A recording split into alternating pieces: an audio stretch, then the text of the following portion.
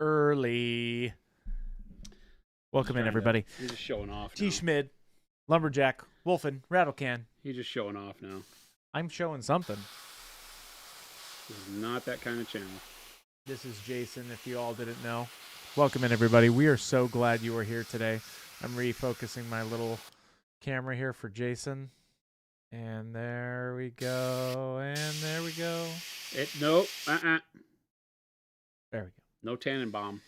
No. Is it Tannenbaum or Tannenbaum? Or we don't need to talk about that. None of that. Just none of that. Serious business. We're painting some Conquest today. That better not be the title. It's Paint Conquest. That better not be the title. That's 100% the title. I can change it. Painting Conquest. Lumberjack. Of course I did. I did move the camera so he's comfortable. Jason has an angle. And Jordan has an angle. What are these? Are these city-states, Jason? City-states. City-states. We have... Look at that. I built 2 of the leaders last night. I'm on a build a model a day kick, so That's I built right. 2. Because anytime you can build 1, you might as well build 2. Perfect. I did. I changed it. It's called Painting Conquest City-States. Wait a minute. Yeah, there we go. I built 2. I got an Eris Stark and a Tolemark. Jason, AMG Dallas says, is he actually going to finish his army for Adepticon? No. Yes, of course I am. What are you talking about? I have at least 60 days, don't I? Something like that. Yeah. I have at least 60 days. We got to build the other Wookiees, and I have to build my commander, and then I'm going to knuckle down and get them done. We got were those commandos yesterday, or were they just regular troops? Those were the commandos. So, well, oh no, I'm sorry. Those are the troops. Those are rebel warriors or rebel troopers. And then we have commandos. So Yeah. your army So I has got to get another unit of commandos built. right. And then once all that's done, then I'll go through and batch all of it. It'll look good. It's going to be great, grand, glorious. Grand and glorious. I like that. Jason, that's great. I'm into that. 100%, man. You know what I just realized? I can change the title midstream. I changed it, Jason. I'm still reeling from the whole I can have an ATST, Oh. and yet I don't have an ATST. You don't have... That would Well, have changed. That would have changed my entire thinking of the Army. I didn't even know that there was the ability to have a Chewbacca ATST from, like, Return of the Jedi. that is actually kind of cool. It's so rad. Because he, Dallas- like, climbs out of the top and... I'm so sorry. And we're going to do that one, our best Chewbacca again in 3, 2. That was a little weak, but... Why did I get that one? You can't do it. Yeah, that was a wounded dog. That was like the Chinese version of Star Wars. Oh, wop, wop. Welcome in, everybody. It is Thursday, which does not feel like a Thursday. If you've noticed, What does it feel like then? You always say it doesn't feel like the day it is. Like every day, it Every doesn't matter day. what day it is. Chris says it does not feel like the day it is. it doesn't. Like what day today does it felt feel like then? Today felt like a Tuesday. What did yesterday feel like? Wednesday. Well, it was. I know. Today felt like a Tuesday. How can today feel like Tuesday if yesterday was Wednesday? That's not how weeks work. It's a weird science, man. It's not. It's a weird transcendence of time and space. And Is this the part where you get to learn that I don't believe you? so, Jason, Oh, here we go. the title of our stream says Painting Conquest City-States. What are you painting today? This is, I don't know. You know, I don't play the games as much as I paint, and so I don't pay attention to the names. I think this is an Aristarch, an An aristocrat? It's like an aristocrat, but it's called an Aristarch. Aristotle? Kind of, yes. Okay. He's a well-known philosopher. This is Aristotle with everybody. What's going on? Who do we got? And then the other guy is a Polemarch. I don't know how to pronounce all this stuff. It isn't Chewy in an ATST. That's true. Dallas, get on that. Papa Chicken says, guys, I tried to organize this hide-and-seek competition in my area, and I tell you what, Here we go. good players are so hard to find. Oh, boy. I did not see that one coming, said the blind man as he picked up his hammer and saw. If you can't tell the day of the week, don't eat the paint. That's true. There is truth in those words. Yeah, I like that. Telemon says, Monument Hobbies, watch the Painting White video you linked in chat yesterday. Yes, incredibly educational, but still looks gray to me. Is that the lightning where it looks more white in the person? No? Well, that was remember also a that when we base say coat. painting white for wargaming, I told you in a couple of spots in there that you could continue to pump it up brighter. Right. But when painting something like a Tau battlesuit, you don't want to go to full white. That's one of the reasons why we try to find other methods for painting. Yesterday, Dallas killed it because he's got that clone juice, he calls it. Dallas. And You'll have to his share that ability recipe. to take like a white and tone it down a little bit with white blue, and then a little bit of, it has like kind of a greenish hue to it a little bit. Yeah. With like the bright green blue.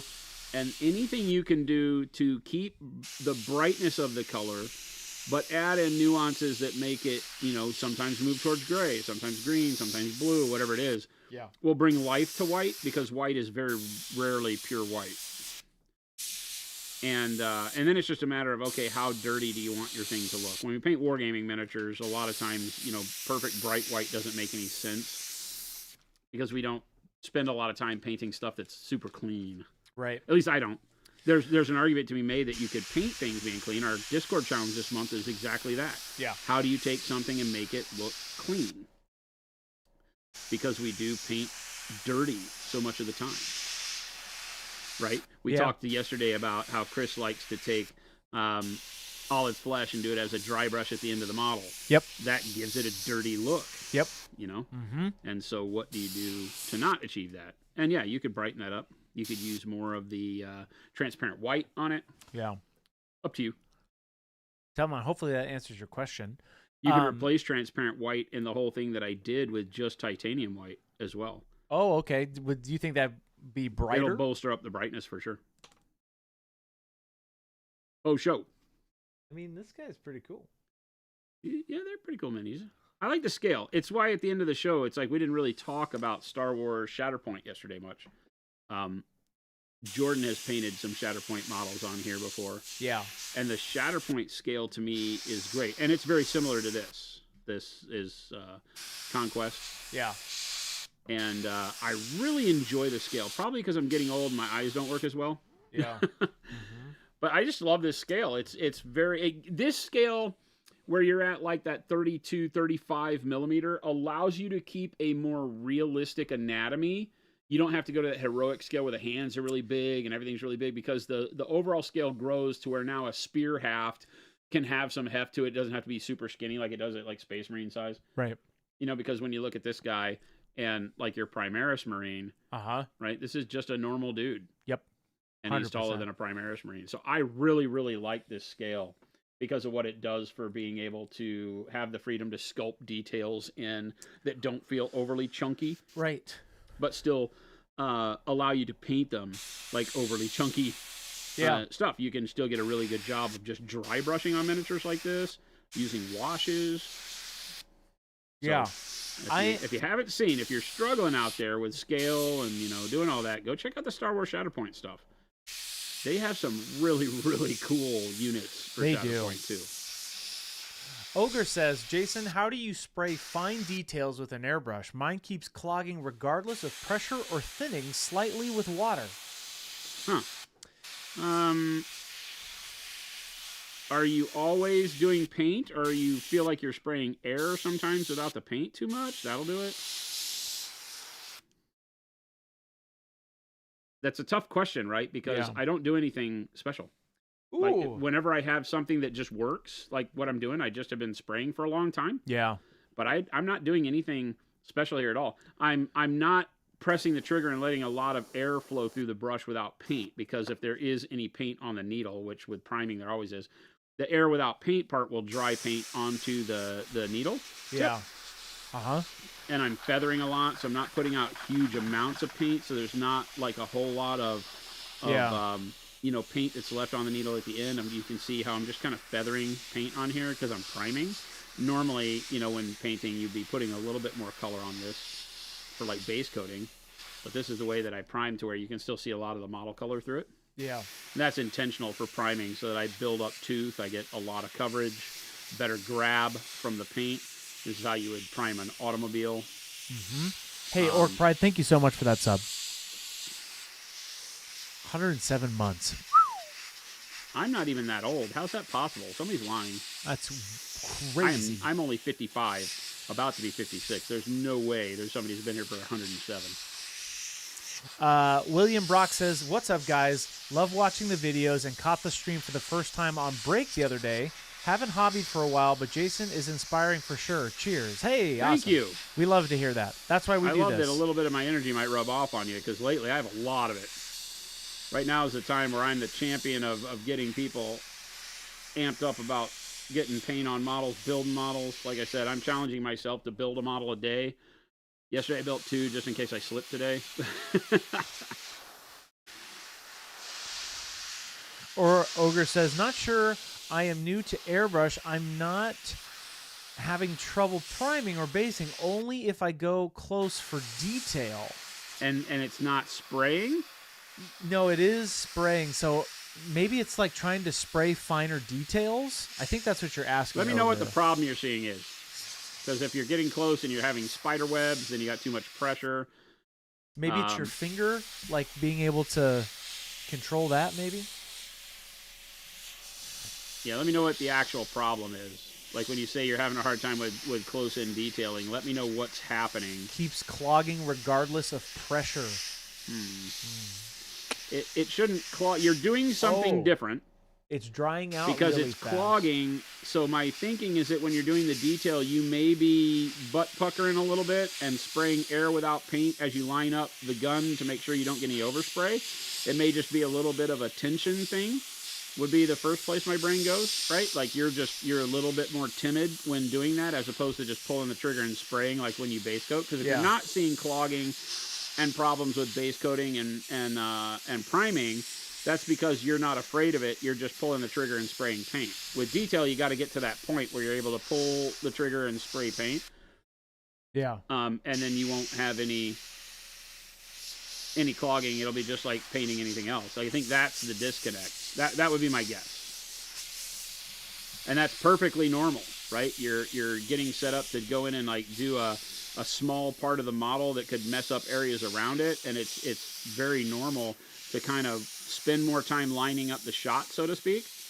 And as you're lining up the shot, the paint's drying. So you're not being as proactive to being just focused on spraying. Right. And letting the paint set up a little quicker than it would normally because of that. Right. That would be my first thing, because otherwise you'd be having dry tip or curing problems with everything you were doing if you were doing something wrong. Or if it were the paint not acting right, something like that. Ogre says, "It's possible with trigger, I'm new." Yep.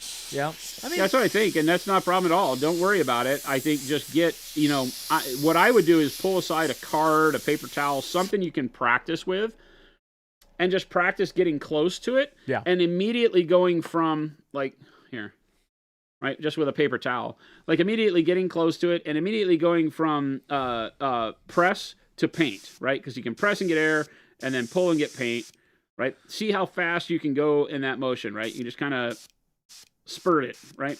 And do a bunch of little dots.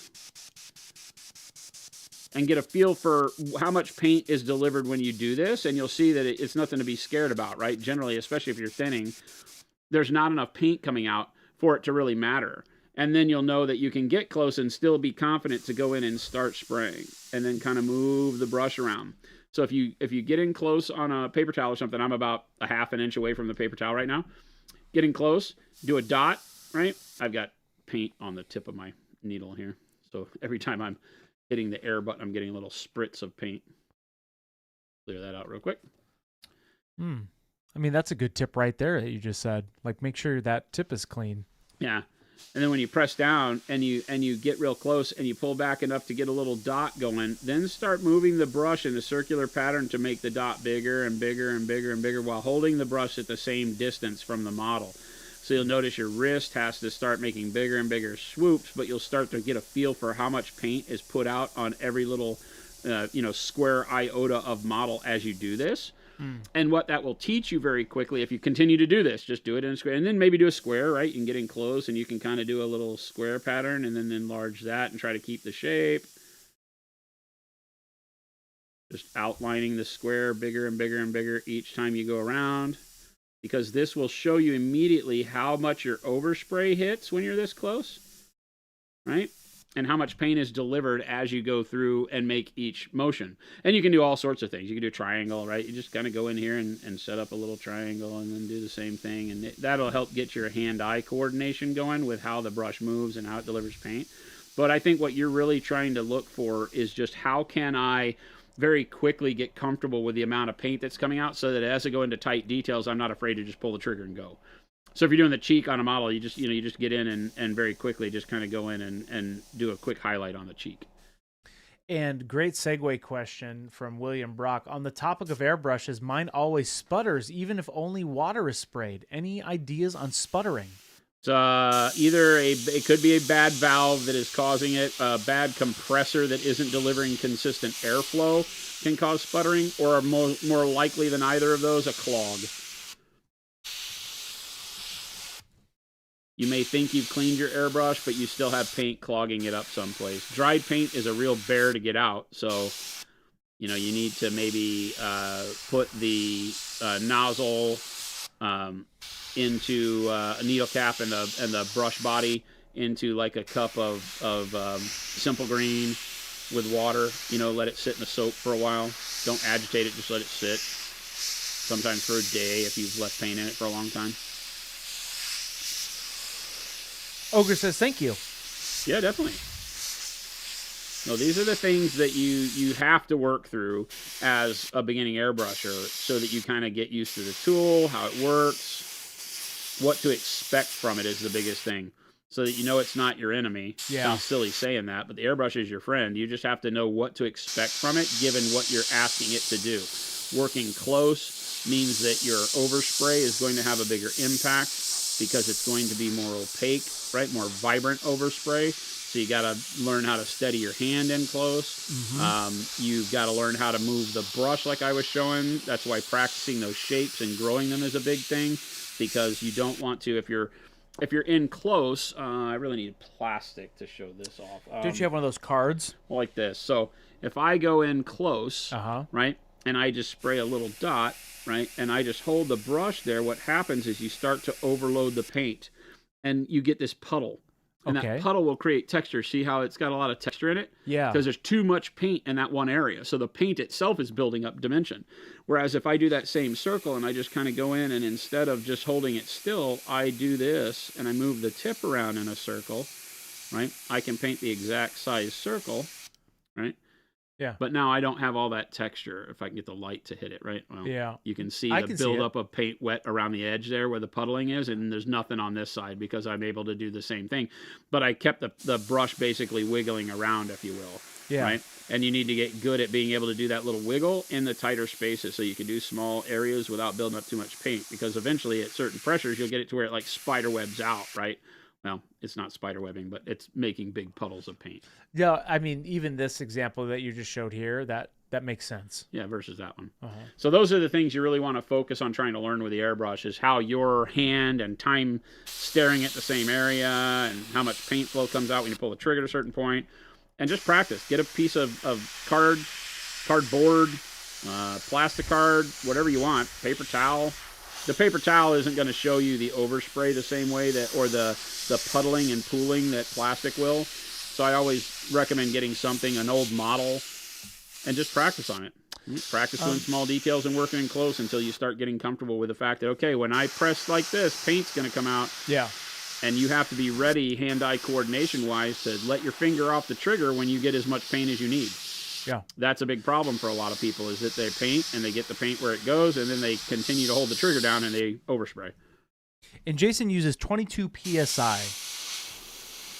Typically. That's what I'm always hunting for, is to have the brush at 22 PSI as it's spraying. I always say if you've got a compressor without a large tank, then you need to make sure that you set the pressure coming out of the compressor to something that normalizes to about 22 PSI, 25 PSI. I typically don't tell people to go higher than that, but I do know a lot of people that spray higher than that. So it's up to you, really. Why do you like that again? Is it just the 22 PSI so that it's it doesn't... I never cared. I just adjusted until I felt like, okay, yeah, this is working really well. Okay. And then I would look down and I'd be like, yeah, it's at 22. 22, 23, somewhere in that neighborhood is always just... Because I don't look at the numbers. Right. I look at where the spray is happening the way I like it. Right. And in various climates and stuff, I've always gotten to the point to where once I've set it up, I look down and it's always been close to that 22 to 23 PSI range. So I just stick with it. So now it becomes the number because I've done it for so long that I can say, yep, I just try to set it to where it's 22. Like when I set up the new compressor at the house, that little Masters compressor, I let it run, set the valve pressure where you can, the little visible meter. Yeah. I set the meter to 22 as the compressor was running, but then I quickly found, like I just said, that when I pulled the trigger, it went down to like 15. There was a big difference in the amount of pressure that was building up from the compressor when there was no load on it, right? And then as soon as you put a load on it by pulling the trigger, then it reduces the pressure tremendously. Dr. Horick Green says, do you have any airbrush recommendations for a newbie? There's so what to buy? There's so many options out there. It's hard to know if I should go all in on the expensive one or try with a low-cost option first, but risk maybe having a less than stellar experience. So it's a great question, and I've always kind of stood by the idea that, it's your pocketbook that's going to make the final decision. If you're out there with $500 to blow and you've said, I want to get an airbrush, and you're comfortable with letting go of that kind of cash, then I would say get something in the Iwata, Grex, Harder, and Steenbeck area, depending on what you and your friends like or what you've seen that you like. They're all going to be very high quality. I'm using an Iwata HPCS right now, and it works great. We've used Badger. We've used Grex for a number of years. Grex is my favorite for pistol grip. Top trigger, I don't really have a preference. The Grex is really good. This Iwata is really good. They're all worth the money. But that takes a lot more of a capital expenditure. You've got to know that, I'm ready to dive in and I plan to stick with it. Otherwise, that money could be a feels bad for people. I get it. Right. So, but I also lean heavily into if, on the other hand, you want to see if you even like airbrushing, but continue to have a tool at the end of your journey of exploring this that could base and prime and get job done so you don't feel like you wasted any money. Yeah. I bought the Masters airbrush compressor set for the first time ever at my house so I could have a compressor. Yeah. I have to be honest with you, when I bought it from Amazon for $139, I didn't even realize it came with a brush because I was just looking for the compressor with a tank. Oh. And I just didn't realize. I saw a compressor tank, $139, seems good, bought it. Yeah. I need a small, quiet compressor for the house. I'm not going to put a tremendous amount of load on it. And so great, fine. And I wanted to try it out so that I could give this kind of comment back to the community and actually know that I'm speaking from experience now with that particular thing. I will say that kit, I've been using the airbrush at home too. Now I also have this same Iwata CP at the house. And it is a much better brush than the Masters. Just immediately, the trigger smoothness and the trigger pull and the responsiveness to it are immediately better, much like the Grex or the Harder. Yeah. They're just going to respond better. They're going to feel better.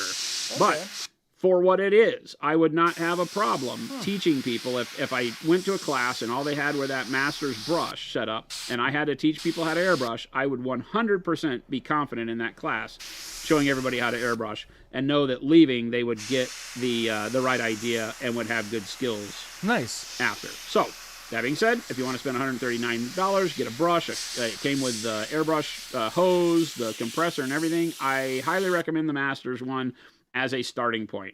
I believe, now I've only had it running at my house for a few weeks, so I can't talk to longevity. Right. So don't get me caught up in you thinking, well, I bought it, and then 2 weeks later it broke. I mean, mine might too. But right now I'm pretty confident. The compressor runs really well. You know, the little tank that it has is okay. But for the money, it's a steal. You'll be able to use it for priming and base coating forever, even the brush probably, as long as you take care of it. And then add another better brush, because you'll always want 2 brushes anyway if you decide that airbrushing is a thing you love. Yeah. Eventually you're going to be at a point where you're like, yeah, I need another airbrush. Because you'll use one that's largely for priming, maybe with a bigger needle, maybe like a 0.5 or a 0.4 needle or something like that. And then your detail brush, which will be like a 0.3 or 0.2, whatever you decide to go with. What's going on, Patrick? Got a hardened steam back, okay. Mess up a 2.5 needle soon as you got it, but I'm a pro now. Hey, yeah, I've done that with airbrushes before where I messed it up on accident right when I got it. I've done that like when I had to take things apart and clean them. Like just have a big oops. Yeah. Yeah. It comes with the learning curve. Yeah. I would say that seems reasonable. Monument Pop Chicken says, do you find that the PSI you would use varies based off of your elevation? It can. I've lived in Colorado. Here we're 1,000-foot elevation for Phoenix. Most people think Phoenix is ocean level, but we're not. We're 1,000 feet up. We got a little height. Yeah, but I've lived in Colorado, at the base of the Rockies, all over the place, and 25s work great for me. Pressure tends to be less about the environment and more about how you like to spray and how you have to thin the paint. So if you thin the paint in a particular way and then you go to high elevation, you'll have to thin your paint differently to get it to spray the same way. And you might find that instead of doing that, you're adjusting your pressure higher or lower. And that both of them will solve the problem. But I tend to address everything with the way I thin, more so than by adjusting my pressure. I leave my pressure the same all the time. I never change it. I don't have one of those little twisty dials that changes pressure right at the brush. I don't do any of that. I leave it at 22, where it's spraying 22 when I push the trigger. And I just leave it. I don't ever change it. Never. There you go. I will thin the paint more if I feel like I'm not getting flow like I want it, or less if I'm getting too much. That's all. I've never been a fan of the adjust pressure portion of that. Right. Because the higher pressure you run, the more air you're pushing past that needle. You might get tip dry differently. Again, that does have a lot to do with barometric pressure and humidity and all that kind of stuff.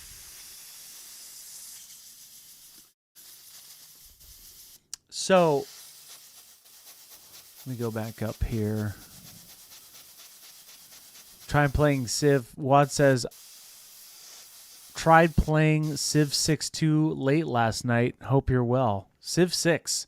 Oh, Civilization. Civ. Oh, okay. Yep. Civ 6. Got it. There's a time like that'll come by every now and then that I'll go back and play Civ 4 and run through it. I never played Civ 5 and I never got Civ 6. I think I've only got Civ 4. They're fun for a minute. I like them. It's never a game that I just go, oh, you know what I need to do is go play one of those. Ogre says, I have to say, I have only had a problem with one setting. It's number 3, so basically the needle barely moves back at all. The needle barely moves back? Are you, Ogre, I think I'm identifying this. I don't understand what you're talking about. Do you have a Harder and Steamback Ultra? Their beginner starter one? Oh, didn't somebody in chat yesterday ask about... I think, Ogre, maybe you were asking this, but about, like, you have to press down the trigger before you can even pull it back? It has a setting on there. Okay, you have the Ultra. Yes, it has a setting. That's a training thing I learned. So, essentially, they have this setting wheel on the back. It has 1, 2, and 3, and they all have varied levels of being able to push back, right? Oh. And it doesn't allow you to let it all the way go back. They have one that says that you can, where it like turns that off. It's a training dial, is what I learned. I would throw all that out the window and turn it to where it lets you pull the trigger all the way back. All that is garbage. Sorry, Harder, if you're listening to me. I love the Harder and Steamback guys. That's all garbage. That's all somebody needing marketing.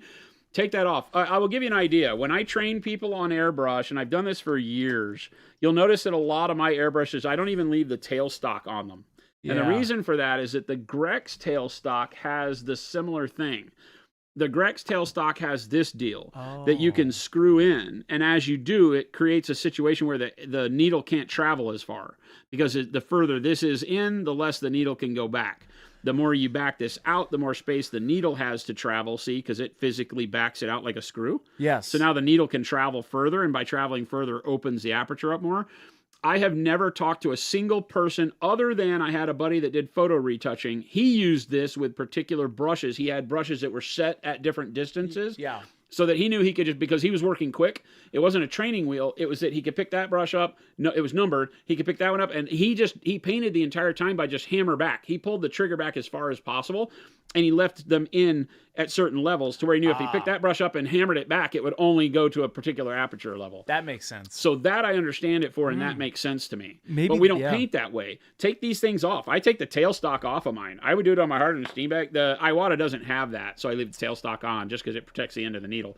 I take these damn things off, right? And or take this thing out of there or whatever. I would get rid of that. Turn it to whatever setting allows you to always pull the trigger back as far as you can and start learning there. I know it definitely has that because my dad has that airbrush, and I told him the same thing. It's like, hey, actually, the reason why it does this is so that this big open one is so that it doesn't block it for you. So do that. Then you've always, because you will build up really bad habits if you rely on the brush to tell you how far back is right. Because the thinness of your paint will always make that decision for you, and you may be having problems because, well, you said that no matter how you thin your paint, it's clogging and blocking at those settings. So I would just get rid of that. You'll learn. If you do the tests like I show, you'll learn how far back you can pull, because the further you pull back, the more overspray and more paint you get. So it's very linear thinking. Don't pull back much if you want a little bit of paint. Pull back all the way if you're priming and base coating, because you can get all the paint you want that way. You know, your brain will wrap itself around that real quick, and you'll learn better hand-eye coordination with your finger on what you need to do than if you rely on that training wheel. I'm dead serious on this one. I hate those things. Old Gamer NL says, what do you use to thin Procro for airbrush, and what's for cleaning? I didn't see that kind of product in your store. Water? Yeah, we actually do not do that, Old Gamer. Water? I'll show you after we do another color. I'm going to do some more color priming here. Sometimes Jason uses the glaze and wash medium. Yeah, for thinning, I'll use our glaze wash medium and water if I'm trying to thin for opacity. If you just use water, you'll thin the opacity so it becomes more translucent, right? But in order to get to the same translucency you might want, you'll be too watery as a product, right? It gets too runny, because you're lowering viscosity too, right? We talk about thinning in two terms. You're thinning opacity and thinning viscosity. So when you thin with water, you do both, but you achieve lower viscosity quicker. That low viscosity runs like water.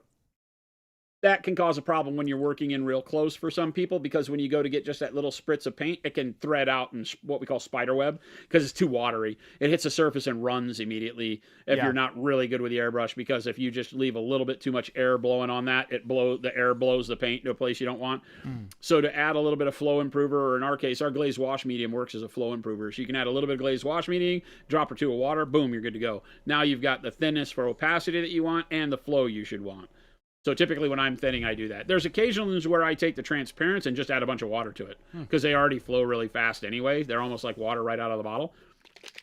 But I've been doing this for a long time, and I have better control with lower viscosity, more fluidity out of my paints. So that's something you'll get used to over time, and you might find that you thinned one way when you began, and then over time you just stop, using a product or whatever. I don't use any airbrush thinners, self-proclaimed airbrush thinners. I don't feel like there's a need. Some of them have alcohol in them, which you don't want to be using very often. Hey, the Lord and Xavier, thank you so much for that sub. I love the time I'm spending here with the community, reading my Space Wolf Army now, readying my Space Wolves Army. Nice. Old school gray instead of baby blue for the Warhammer Open NL. Nice. Nice. Scorcher says, I am new to my airbrush and run it around 18. even at 18, it's still enough to get in my little booth and come back at me. Not passing the black book test advice. I don't understand. You're at 18 psi and it's giving you problems? Even at 18, it is still enough to get in my little booth and come back at me. Oh, you're using like an airbrush booth? Yeah. And it's blowing back at you like you're getting turbulence and product blowing around? That's just putting out too much paint. Yeah, right? I'm not sure. In regards to my last, I've almost put primer through it. I've mostly put primer through it. Yeah, Scorched Earth, I might need a little bit more clarity on that one.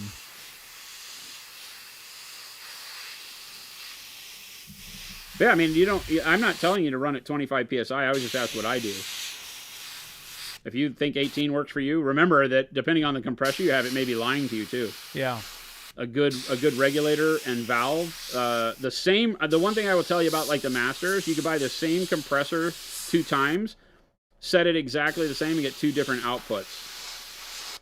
Right? That's just the problem with buying cheaper components. They aren't as built to spec as better components are. Where a product from, Harder and Steenbeck, Iwata would fail an end-of-line test at manufacturing because it didn't keep the PSI true, would make it to sellable quality for a lot of companies. And so if you're worried about a specific number, that's why I say if you heard me talk, I said when I set my airbrush, I'm not worried about a number of PSI. I'm worried about the flow. So I will put paint in the brush and I will turn the compressor on and I will spray with the brush to get color on a model. And I will stop whenever I like it, and then I'll look at the number. And then I will attribute that number to that compressor and airbrush setup all through time, right? I'll be like, okay, I like spraying this one at 20 PSI, 18 PSI, 30 PSI, but every compressor and airbrush combo I've ever met has been different. Oh. Like I said, I've been able to find it that 22, 23 is pretty comfortable for me to just go in and set it, and then I determine if, this compressor can't do it that way. Okay, Scorched Earth, I get it. So, you say you have a little spray booth, and the paint is going through the booth and then coming back at me, blowing my nose and getting paint. Okay. Too much paint. Yeah, too much paint. Got it. Too much paint. You'll notice here, I don't wear a mask because there's no paint that isn't hitting this model. It's not flying around in the air because I'm not hammering back. The one thing I tell people the most is learn how to paint right here. I call it the paint, no paint zone. I push, get air. I pull back until I start seeing there, right there, a little bit of paint, right? Can you pop in close? Yeah. Right? So air only, no paint. Then I pull back, and right there is where I start getting paint. And if I hold it there, it'll build up over time. I paint right there and just a little bit back from there, and I get as much paint as you'll ever need. Unless you're base coating, then I'll pull back a little bit more, and then I get more opacity real quick. But I'm always then let forward and just get a little bit, and back a little bit, and forward and a little bit. I spend all of my time right in this zone right here, where I'm feathering my paint on. If you're doing this, that's too much. If you're just jamming the hammer back, that's too much. It's too much for priming. It's too much for base coating. It's too much for everything, right? You need to have that so that at certain points you can go in and very quickly do like you want to do like a little burst or something. You want to be able to hammer it back real quick, right? But you don't want to, I've got so much from hammering it back. I got so much paint on the needle. It starts spurting. Like you'll get that spurting there because if you hammer back, you build so much paint up that now when I just hit the button, I get paint. Right? So again, another reason why you don't pull it all the way back, because if I spray it right here and then I stop, no paint. Right? If I hammer it back and I spray a lot, then when I hit the button to just do air, paint. Are you seeing that? Yeah. Uh-huh. Right? Let me do that again. Here, I spray and I just do it lightly like I do, right at that paint, no paint zone. Yeah. And then when I stop and then go back to just air to set up my next shot, no paint. I don't get any spatters. But when I hammer back and spray big heavy duty ones like that, the next time I go back and just want air to set my shot up, boom, splatter. Yeah. So you'll have all sorts of problems if you pull that trigger back real far because it loads so much paint up and then you just cut the air off and that paint sits at the tip of the needle and causes tip dry and clogging and all that. So learn to paint right here, right where, and every brush is different. I can't say pull back exactly 3 microns. No, you're going to press for air. You're going to pull back until you start seeing paint and paint right there. Pull a little bit more when you need more, less off a little bit when you need less, and you're just going to keep feathering right in there to where it's that semi-opaque spray, and you'll just layer up, and you'll never have problems. It'll never spider web on you, easy to control.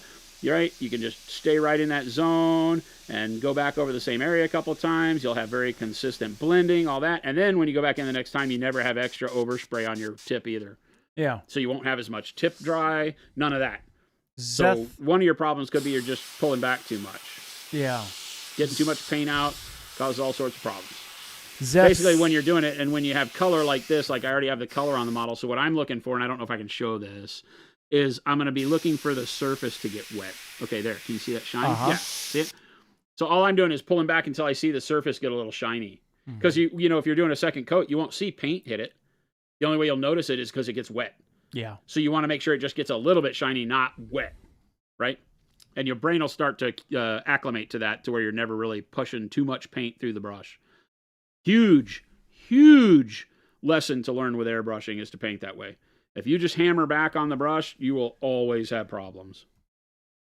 Even when just priming, because like I said, it'll cause it to spurt and sputter, and somebody else was asking about that. Yeah. Ogre says, okay, sorry, one more question. Is it still air trigger back, forward, and left, and let off air? It depends. I don't really understand your question there, Ogre. Is it still what? Is it still air trigger back, forward, and let off air? You might have to restate your question for me. Well, it's push down air, Yeah. right? Trigger down air, pull back paint, let go, quit. Yeah. There Right? you go. That's the way to say it. You Trigger might control. naturally find yourself easing the trigger forward so it doesn't just smack. Mhm. But like when I'm spraying, I'm air, paint, quit. And I'm kind of, as I'm looking at it, I'm kind of guiding it back to quit, right? By kind of pushing the trigger when I let go of it. Mhm. I'm not just lifting my finger. I guess I'm kind of pushing it forward-ish. My finger seems to do this. It's not something I've really paid attention to over time.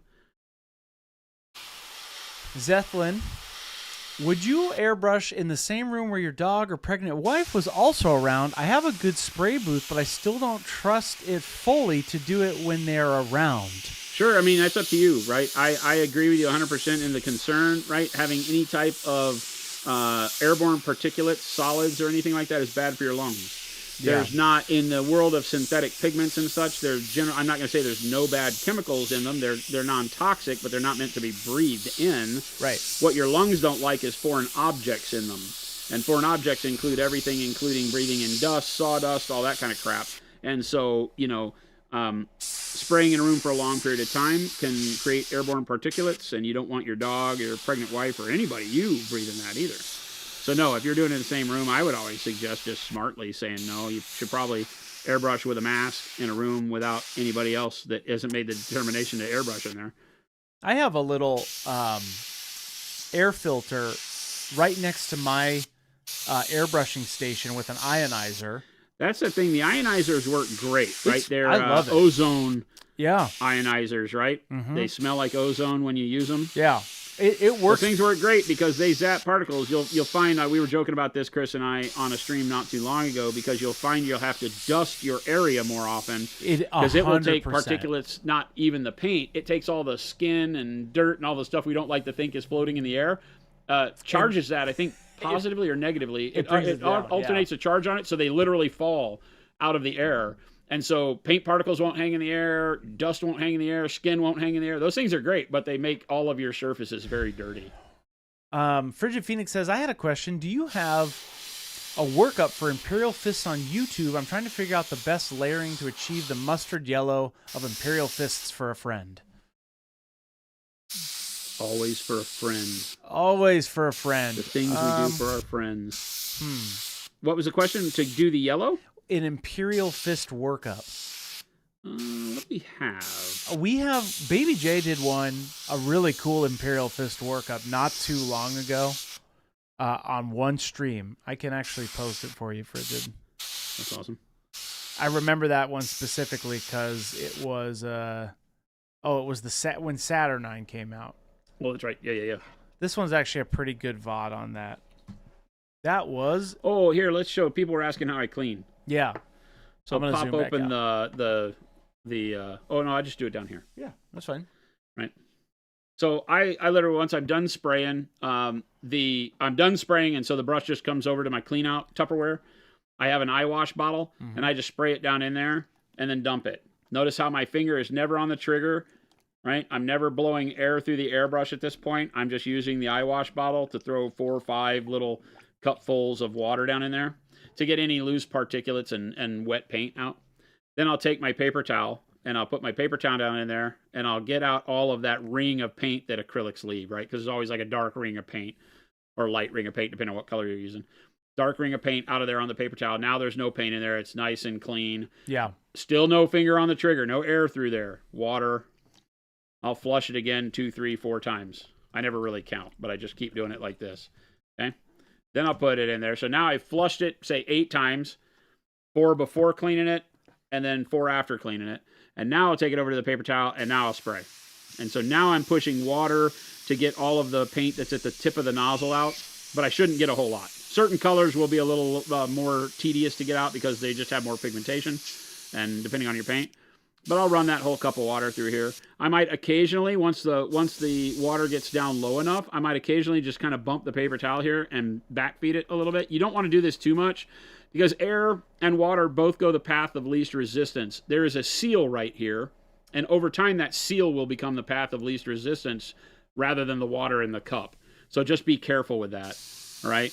Don't hold your finger on here and pull the trigger and back flush your brush a whole lot because you will lose life on your rear seal on the airbrush. The rear seal is the part that keeps the paint from flowing back past the needle into the valve. Mm-hmm.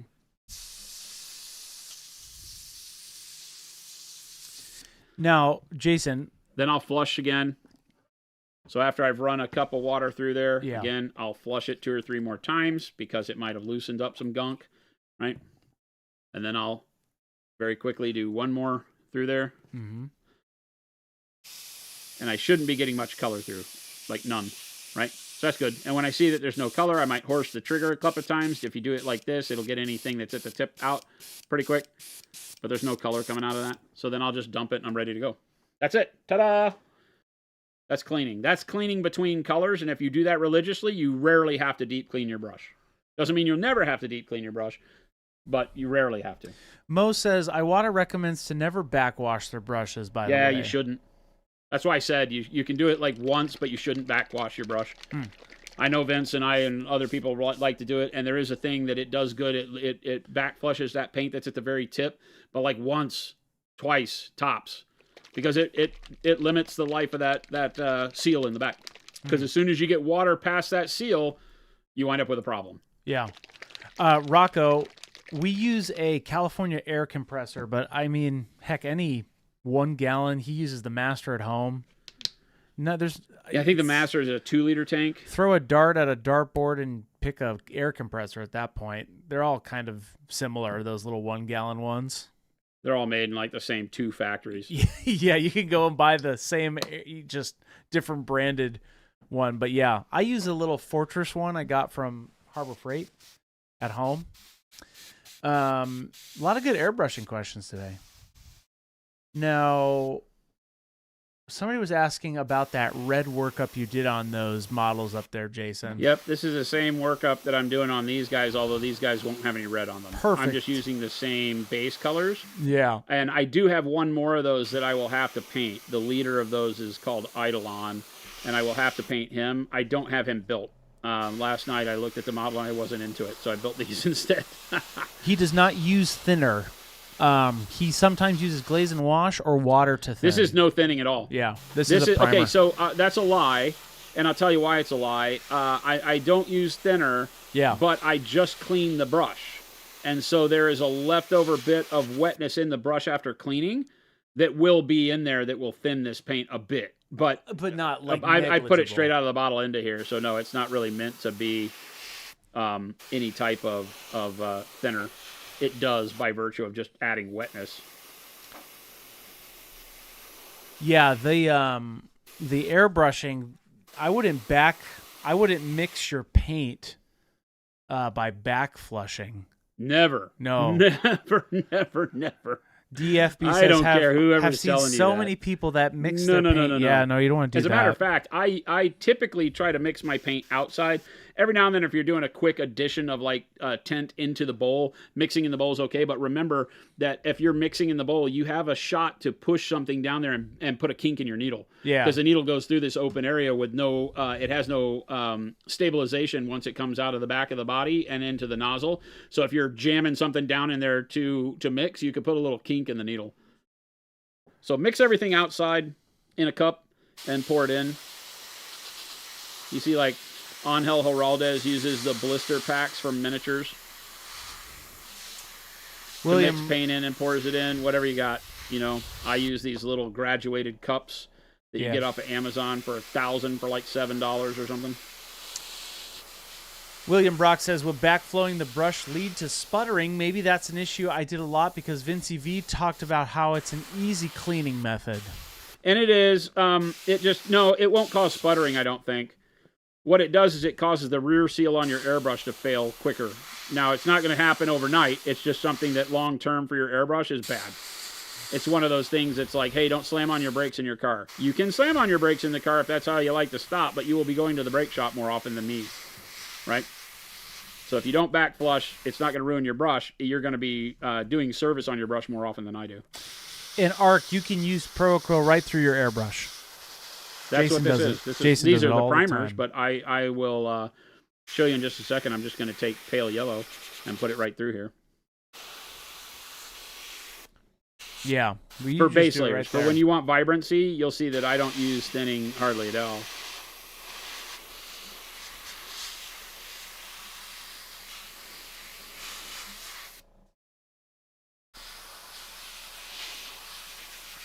But I'm going to try basing these the same way I did for the red cloaks and see how I like it. I didn't have a plan on these. I'm not going to do red cloaks on these guys. These guys are all going to be more like thespian hoplites with dark sea ben coloring on the cloth. So the cape will be dark sea ben, but the plume will be red. So they'll have red details that match with these guys. Right. Which is why I want to get these painted. So before I do detail colors on the other guys, I can figure out how I want my metallics to look, really. Mm-hmm. So then we clean it again. Wake Titan, I need to save this stream for when I eventually get an airbrush. We do this all the time. Jason, I would say, has this airbrush message probably once a week or once every 2 weeks, it seems like. Oh, I don't know. We go long periods without it because I'll go long periods without using the airbrush. Well, that's what I'm saying. When you pull the airbrush out. Every time I pull the airbrush out. And we airbrush quite a bit. Lately, we've been doing a lot of brush work. It's very mystical. Well, I guess lately we've been using the airbrush more because I've been doing a lot more like zenithal priming for testing the special sauce. Right. Things like that. So. Nope. Kruger Benj, you do not need to use thinner with our paints. You can, though. Mm-hmm. Remember, when he says that, you do have to thin with our paints. So you have to thin in order to thin opacity. Mm-hmm. The way we talk about Pro Acryl is only thin our paints when you need them to be less opaque. And if you're layering with the airbrush, a lot of times you want it to be less opaque so that you can layer the paint up and blend it the way you want. So that's really what you're saying. So yeah. Thin it. I won't thin for base coats like what I'm doing here, even when zenithal highlighting and stuff. I won't thin any of my paints, whether they're primers or not. You're not supposed to thin our primers. Well, so you don't do that. You don't use a specific airbrush thinner, which is what I think a lot of people have their head stuck on. Oh, it's like you have to use an airbrush. We just have to be safe and say that you always can thin. Yeah. Whether what you choose to be a thinner is up to you. Right. We use water and our glazed wash medium. Mm-hmm. That's it. And that works great. Also, what I've done is because I'll just use it right out of the bottle, but I'll use less. I won't do this whole thing where I used to fill the cup all the way to the top. I don't do that anymore, and that changed my whole game. Never. I'll do 2 or 3 drops right from the bottle. Less paint in your airbrush more often. Mm-hmm. You say that about your palette and everything. You will save yourself a lot of paint, a lot of hassle, and definitely a lot of hassle with the airbrush. If you fill this cup full of paint, even if you put as much as I have water in there right now and start painting with it, I don't care if you're painting an army or one model. That's too much paint, right? This big cup is made for people that paint with inks or who paint things like T-shirts and stuff where they're using a tremendous amount of paint with every pull. and using a whole cup very quickly. For us, we don't use that much paint very quickly. If you are, you're wasting paint, right? Because I would never spray that much paint on a miniature. And you want to have it flow through the brush so that you don't get all the dry stuff around the cup, because those dried particles get sucked down in there too, and then those cause clogs easier. So less paint won't allow it to dry very quick, and then just put more paint in. And you can just give it a really quick wipe out with a wet cloth between fills to make sure that you're not, allowing any of that dried paint to shove down in there. All right, so next I want bright pale yellow. This is how I did the red. Oh, you did the red. Yeah, this I way? used bright pale yellow as my zenithal color. Oh, okay. Bilal says dark sea Ben is such a great color, so It's good fantastic. when doing a workup of jade and teal. So good. Yeah, Justin, he got that little top grip thing from his old airbrush, that little rubber tip. That's off our old Monument Grex airbrush.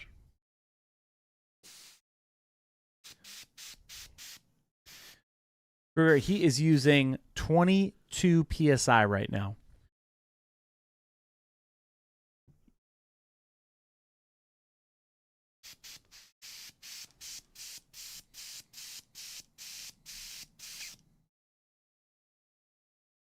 There we go. That didn't work at all.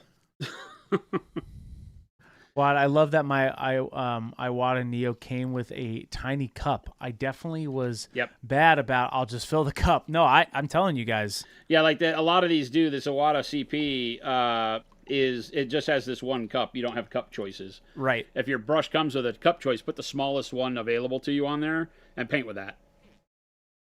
Right. You might have to go to the medium one just because if you're, sometimes with models we're having to turn the brush in weird directions. Yeah. And you don't want to spill paint. So going with like the medium cup works. This is too big. I would never put a cup this big on an airbrush, but it's welded to it. It's not, You can't take it off. I just broke my golden rule as I'm sitting here talking. I didn't do what I said you needed to do, which is to mix your paint out in a cup. Oh. Matthias says, if I wanted to create a transparent paint that was close to burnt red, what transparents should I mix together, red, black, or red and brown? Or is it possible with the I would start red, brown, and maybe a hair of blue. Oh. A hair of blue, huh? Yeah. Oh. Yeah. Why a hair of blue? So it'll look right. But like, is that just because it's red and brown? Red and brown will get you a warm brown quicker. The blue will keep you into that kind of violet space that burnt red wants to be in. I see. It's not a violet color, don't get me wrong, but that's what you would do. Mondays says, I'm thinking about going down a needle size to try. I have a Harden Steenbeck Ultra, great. Does it matter on brand? It a 2.5 already? What's that? I think the Harden Steenbeck is a 2.5 already, or did you buy it with a 4? Maybe. The Ultra, I think, comes with a bigger one. Does it matter on the brand or anything I should look for in the new needles? Yeah, you have to buy the same brand, same company, same brand, because the needle will come with a nozzle, and in some case a nozzle guard, and those all have to go together. Yeah, so you're locked in. Once you buy an airbrush, you're locked into that manufacturer for all needle changes. Yeah, they all do them differently. They all have different tapers to their needles, so the taper makes a lot of difference and causes it to fit right or not right in the nozzle. So you can't change them out between brands. You might get lucky and find a Sparmax that matches your Iwata or something because they're made in the same factory and are technically the same brush in a lot of cases. But I never say play that game. Yeah, the default comes you with get the yourself 4. into real trouble. The default comes with a 0.4. Got it. Yeah, if it comes with a 0.4, try the 2.5 that they make. It's a great needle size. There you go.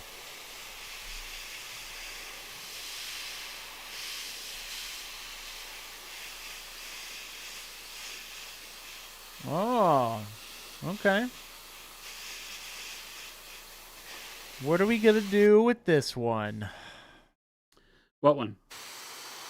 I'm trying to remember what you said for the red. Like, how do you get to that really vibrant red? Well, it's this. It's the bright pale yellow, and then I would use the airbrush to glaze bold pyro red over the top of that. Okay, got it. Right, that's not what we're doing on these guys. Okay. I'm just using the same base coats to kind of tie it all together. Yeah. Just having fun with it.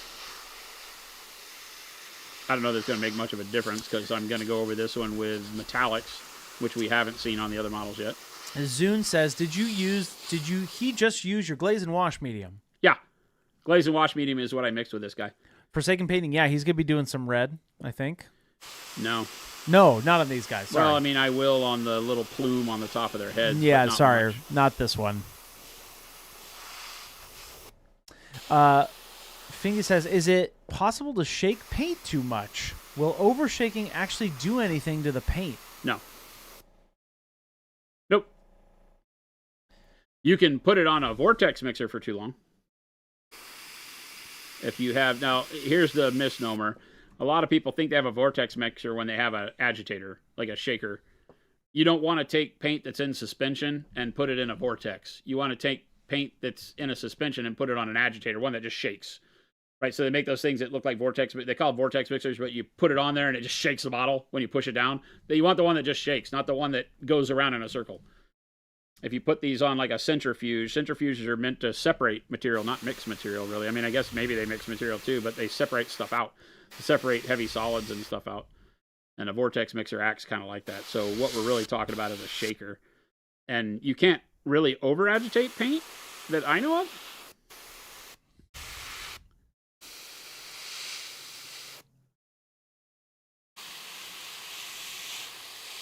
Are primers harder on your airbrush seals? Nah. They may stick and be worse because they stick and you can't clean them as easy. If you have a heavy polyurethane primer or a enamel or lacquer or something like that you don't clean up as easy, that could be a problem. But the paint itself shouldn't have any effect.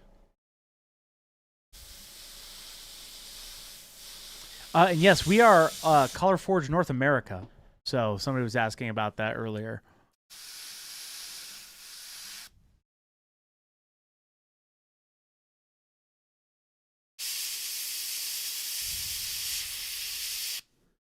Go back and brighten up certain areas where I know I want the metallic to gain some of the bright coloration. Jan said you got some new Pro Sable brushes. Nice. Sugar Rush, no, I didn't do that. That was not me.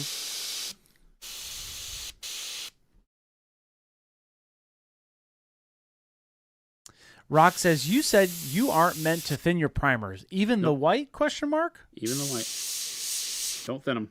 I mean, you can thin them if you're using them as a color, right? Like if you're doing zenithal priming with the white over black, then yeah, you can thin the white because you're no longer asking it to be a primer. You're just looking for it to be a white color. But if you are using it as a primer, do not thin primers of any kind, really. If you wind up with a primer that doesn't go through your airbrush, you need to clean your airbrush or buy a different primer. As soon as you thin a primer, it stops being a primer and it just becomes paint.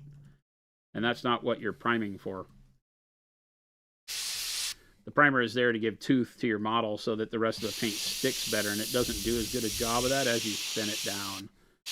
Now, is what I'm saying going to cause your models to fall apart? No. So always take what I'm saying as just the cautionary tale of why things work the way they do, not as a, oh my God, I did the thing Fuse said not to do. I'm going to die now. Most likely that won't happen. That's a fun looking zenithal. Yeah, just trying to get a little bit of brightness on the armor. Yeah. A little bit on the cloak.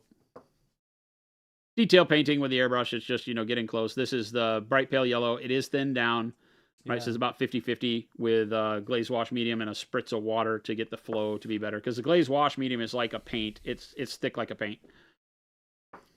Same thing on this guy. Again, I'm just painting. I'm basically spraying almost straight down on them. I'm a little off of his left shoulder, so 2 o'clock on the clock. I would say pick 10 or 2 and spray from that direction. So on him, we're going to pick 2. And I'm just going to spray all the things I can see on the model from this direction without rotating the model at all, really. And that'll give me my main directionality of light. And then I'll brighten stuff up here where I need to. That's all I can see from that direction. Then when we look at the model, that's a very steep 2 o'clock light angle. You could use that if you wanted a very dramatic light that's very bright from one angle and doesn't reach down to the feet. So it's bright spotlight kind of stuff. But I'll go back in and I'll even it out where I get the back side of the model too, just because you want to add some interest, get a little bit of shine down the face of the shield here. Yeah. Okay, Zilfer and Rock are kind of saying the same thing. One of Vince's videos on priming with airbrush really recommend thinning down the white. Yeah, I mean, I love Vince, but you shouldn't thin our paints. He may get the best action he likes out of it that way, but you shouldn't thin the paint. Shouldn't thin primer. We specifically formulate it to be able to use right out of the airbrush without any issues. If you're having issues with it, you need to unclog your airbrush. Yeah. Is literally all I can say. Like, I have since the beginning of time with our primers, not thinned and taught not thinning. But if you are guaranteeing that, but I clean my airbrush and I swear to God it's as clean as it's ever going to get and it still needs to be thinned, then thin it. If it's giving you good adhesion and you're enjoying it, thin it. But I start with don't thin it because you will lessen its adhesion, make it less strong. We already use a fairly light polyurethane resin in it because we want it to be easier to clean out of your airbrush. Right. And that's looking pretty good. Question here. Will the heavy body white and black have the same opacity as the standard line? Pretty much, yeah. They're all single pigment. And those are all very opaque colors. So yes. Not all of the paints can say that though in the expert line. They will tell you on the front. So if it says it's opaque, it's opaque. It'll match the opacity of a color in that same family on the Pro Curl mainline, for sure. Going in and picking out a couple more details using the airbrush as a dry brush, just kind of making sure I'm just going down to get the top of the folds in the cloak there.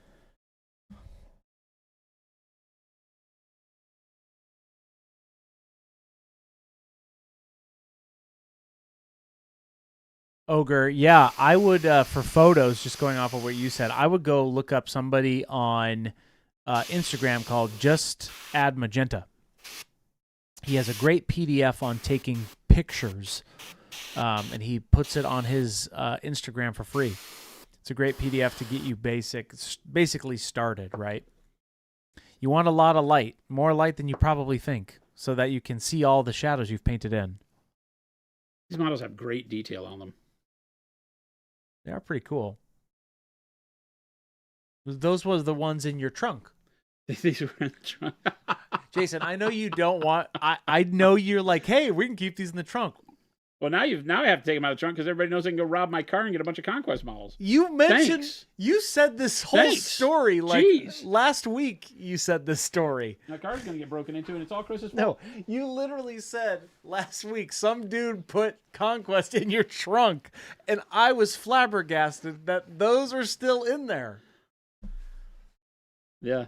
Well, why would I take them out? I've taken some out. The ones that I built. All these that I built came out of my trunk. Why would I know? But let's take them out. Why? And put them over here next to the pile. Why? Then they're not where I need them. I'm so confused. If they're in my trunk, I always have emergency models. Don't you understand? Emergency models. I am thinking ahead. This is kind of like my bug out bag. No, I have my you're bug right. out trunk for models. I'm like, dude, no matter where I'm at, I can always say, want to build some city states? That's true. It's only city states, so I don't have a lot of different. choice in the trunk, but it is all a bunch of city states. That is totally different then.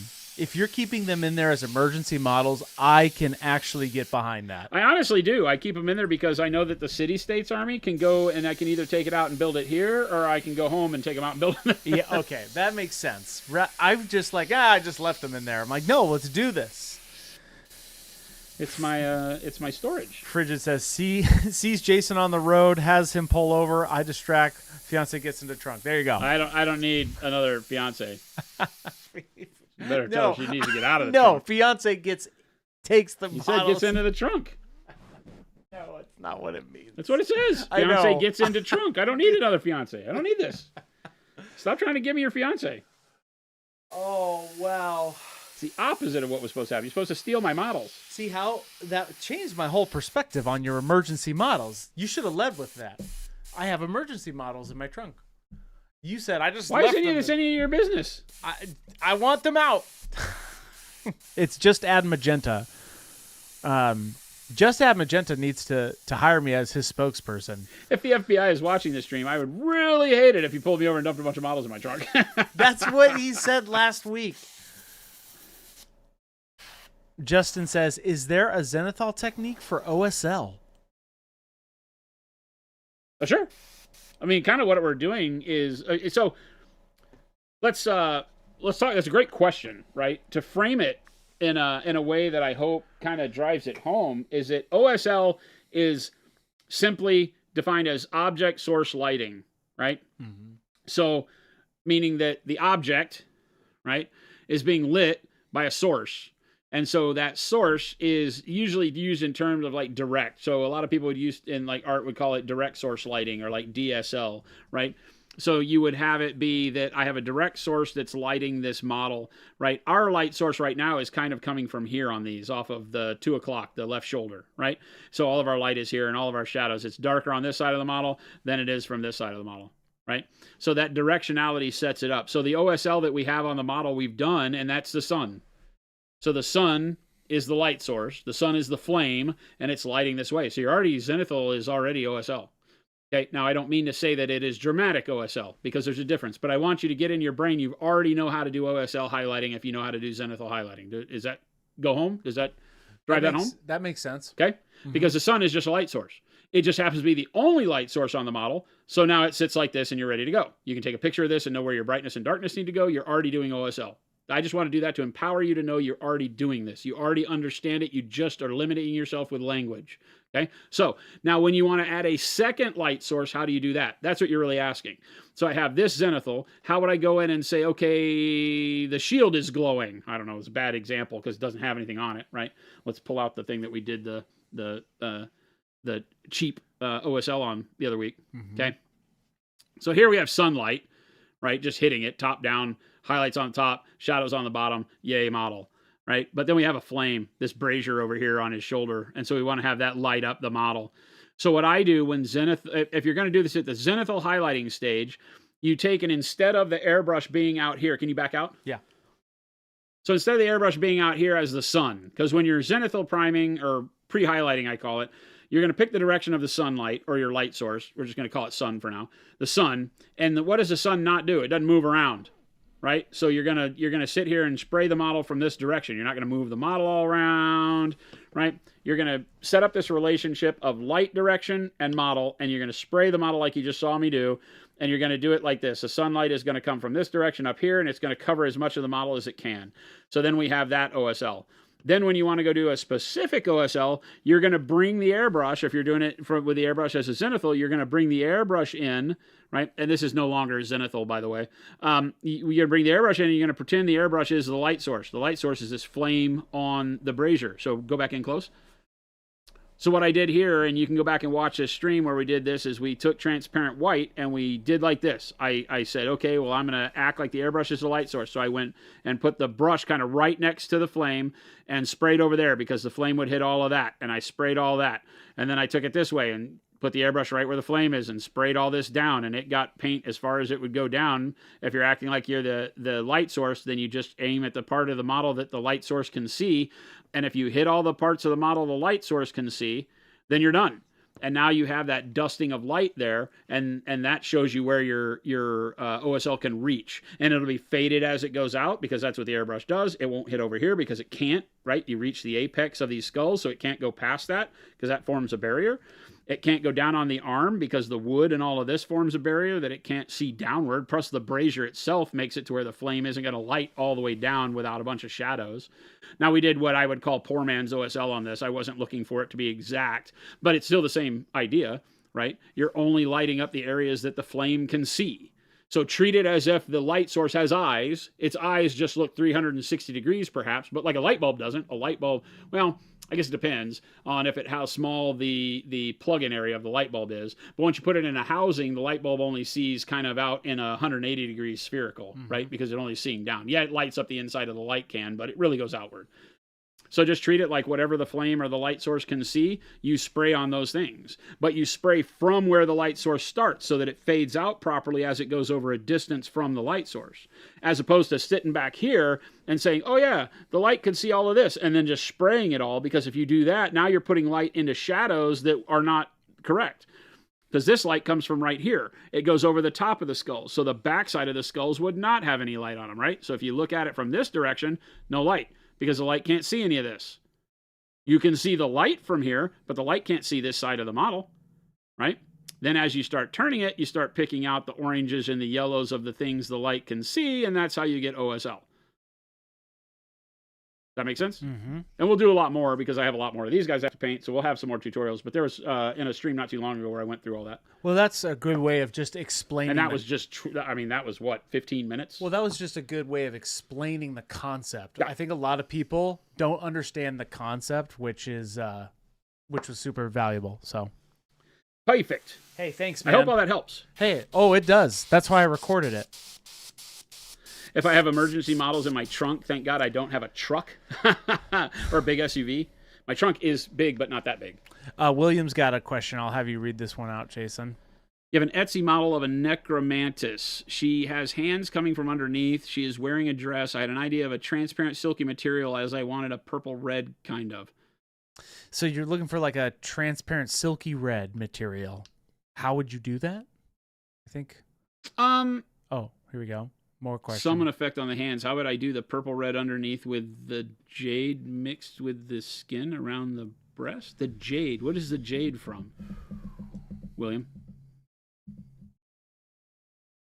I mean, whenever you're doing sheer cloth, the idea that I typically do, you have two choices. You can paint the model, you can paint the whole area, like around the breast area, or wherever the fabric is resting on a surface that would show through. Because wherever it's not touching skin, you're not going to see through it. And wherever it's touching skin, you're going to have the opportunity to see through it if there's light, right? So not in the shadows, but in the light. So the way sheer cloth would work is you could either paint the model the skin color, whatever you're using. If you're jade skin, I might be reading. Yeah. If you're using jade as a skin color, you paint the whole model jade as if there's no clothing on it. I think right? that's what you're saying. Yep. And you paint all the areas of the model that you can see. So the areas that hit the cloth, paint them jade. And then you could glaze the purplish red over the top of that and leave it to where you're glazing more of your purplish red away from where the jade is, but you still want to go over it. And then that'll give it that area of, yeah, there's a sheer fabric over the top. And then you just paint away from the skin more of the purple and red. You could also just mix your jade color into the purple and red and paint the skin area as you're painting the dress. You want her dress to be transparent jade. Oh, I don't understand. Because you said you wanted a purple red. Transparent silky material, and you wanted a purple red. Well, whatever, same thing. Paint the skin the color of the skin and then glaze the clothing color over the top, or mix the skin tone into the clothing color as you go over the areas where the clothing is resting on the surface of the skin, and you would be able to see through it. So wherever your lighting direction is coming from, do it that way. Unfortunately, I don't have any sheer cloth examples here, I don't believe. That one, Bobby, hey, thank you so much for that that note. Jason did register the team for Adepticon. What's that? Watching an old streamer on the release of the Rogue Hobbies Flame on Adepticon sets are coming out. You mentioned you forgot to register your team for Adepticon, so you want to see if you remember for the That's all. Thank you. Hey, that's a lot. I don't have to do it anymore, so it's done. And if it's not done, they're fired. So there you go. Thanks for seeing you do the OSL on the model. It gave me the confidence to do OSL. Awesome. Oh, awesome. Nice. But I'll have to go look. When are you guys going to get more Sable brushes in? It's going to be a couple of months before the 1s and 2s are back in, but the 3s, 4s, and 0s are in stock right now, I believe. Remember, always check the singles if the set is not in stock. If you're looking at the brush sets, always make sure there's not just one size you don't need that's out of stock that keeps the sets from being made. You can get the singles. And when you put 4 singles in your cart, you get the same set discount. So works out really well. All right, let's do some metallics. I need to do some skin first, though, don't I? What kind of metallics you gonna do? I don't know yet. That's the thing. Like I'm unsure. Are these like Roman style? They're Greek. Oh, they're Greek. Okay. They're Greek hoplites, Thermopylae, Spartan, kind of thing. Let's do burnt umber as a base for my skin, I think. You're not going to use the special sauce? No, not on these. I'm painting each army differently. I see. These are just a lot of my standard airbrush and brush techniques, and like we're doing the big OSL on the giant here, right? He's part of this same army. Oh, okay. So this stuff that we started, the flame underneath the stone, as soon as I get ready to do that, we'll do the OSL on him. So all of these models are in the same thing. So I want to do the guys that have the bulk of the army's color scheme on them done, at least one of these guys, so that then we can look at what the details need to look like on the models like the Giant and the Inquisitors that don't have as many things, aren't using all of the colors necessarily. That Lord and Xavier says, when do you use different size brushes? I know you prefer default, you should use 0 or 1, but when do you use a 2 or 4? Preference, I would say, right, Jason? Yeah, preference, I think, is 100% the answer, and that's probably not the golden bullet you want, but I say use the biggest brush you can until it doesn't fit where you want to put it, and then use a smaller brush. Which size are you using right now? Number 3. Number 3. Number 3? Yeah, it's a size, like Jordan uses a number 3 sable for like 98% of his work. I typically use a 2 or 4 synthetic for most of my work. But I've been testing, long-term testing, these sables that we're doing here in the factory. And we've been on the cusp of getting these. So I guess to the question about the brushes, we could be a lot sooner if my team gets their act together and actually gets them out. We've got some problems with the printer that prints the handles. So we're having to do some work on learning all of that. But the team's doing really hard work. So if we can get that done, then we might have sables in stock quicker. Because I've got, I don't know, 50,000 brushes I could be making right now.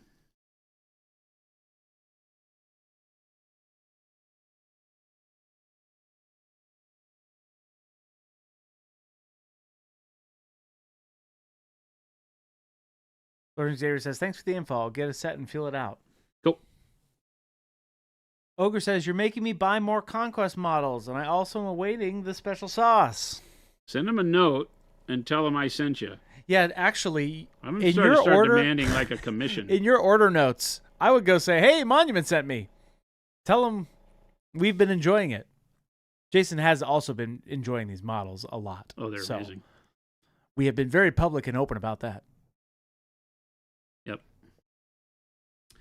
When I spoke to Daryl, who, if you pay attention to Conquest, Daryl is one of their company leads.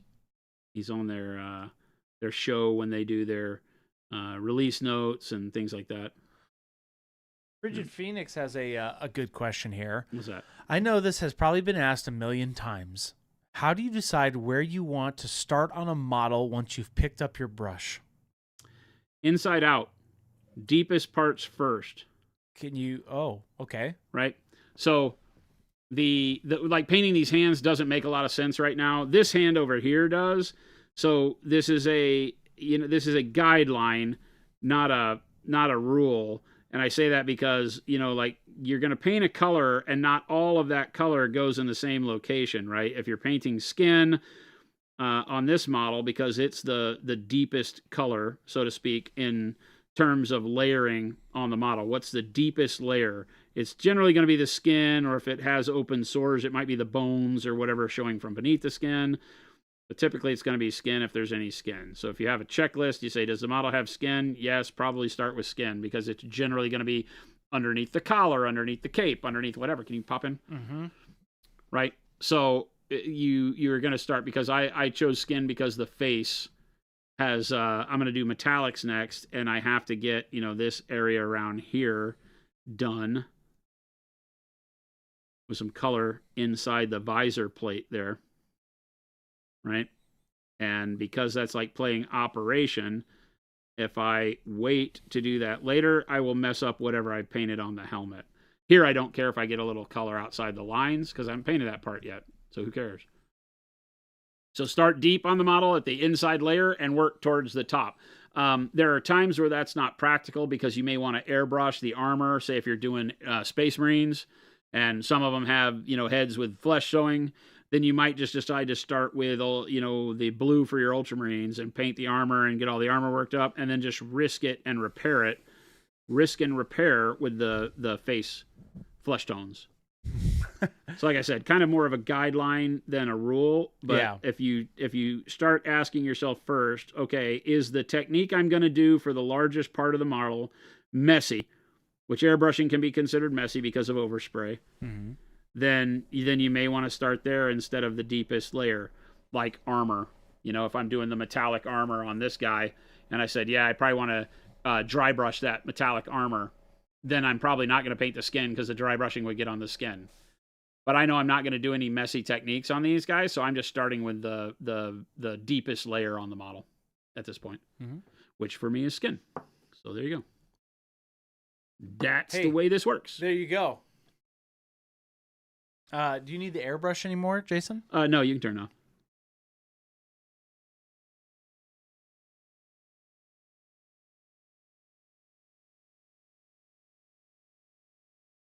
He hates that compressor. I don't hate it. You do. I truly don't. Now, when Gabe and I were both in there, you know, it was a little I'm loud. sure it still has a little bit of No. bit of memory. a little bit of memory. Forsaken Painting says, when would you use true metallic metal over non-metallic metal? I noticed you're a madman and did Blood Angels non-metallic metal. Do you just prefer it? I do just prefer it. Yes, it is. I'm a control freak when it comes to color and value, and that is the best way to get control over how the model looks to the viewer when you're done, is to do non-metallic metal. Metallics will 100% of the time be subjected to the lighting in the area you're looking at the model in, as to if they look as good as you remember them looking. Does that make sense? Yeah. So, you know, that's the thing, is that any effect paint that relies on reflection of light to get its effect across, which metallics do, is always going to be beholden to the light in the room, so you're never in control, right? The light in the room might be a cool or warm fluorescent, and then you're kind of stuck, right? Because you've got this this fluorescent coloring, and is his neck has like pistons. Is it got flesh under there too, or is it just, these guys are weird clockwork? Oh, these are. Yeah, like they're clockworky kind of they're thing. clockworky. Like his hands are definitely mechanical. That's not human. The way that they're made, they're robotic hands. So I'm thinking maybe his head is the only thing flesh, and everything else, his neck and everything, is metallic, like piston driven. That's kind of crazy. I'm going to put skin on some of the parts of his neck and just see how it looks. Noobs, looks like you got a bunch of paints and you want to try some Death Guard. I'm Nice. halfway tempted to try dark purple or dark umber, dark plum, bright yellow, or bright green and yellow, golden yellow. I would just try something, noob. I would do 2 test models. I don't know if you're a test model guy. I like doing test models and then coming up with a concept on one of them.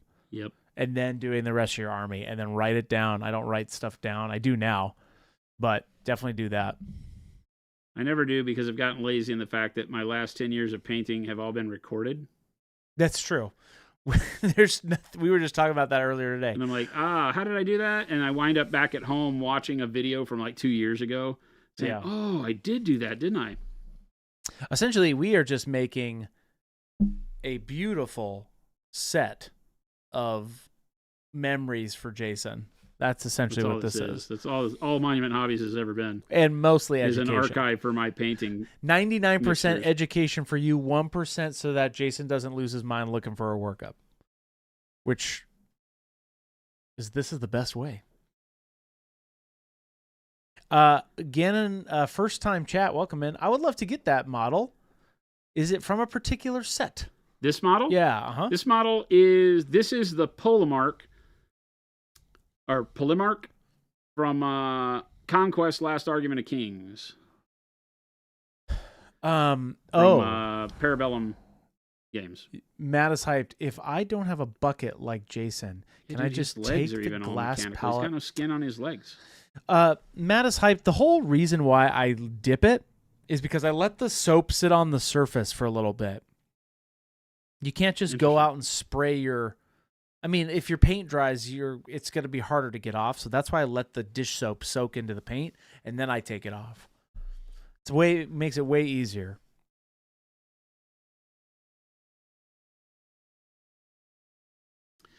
Interesting.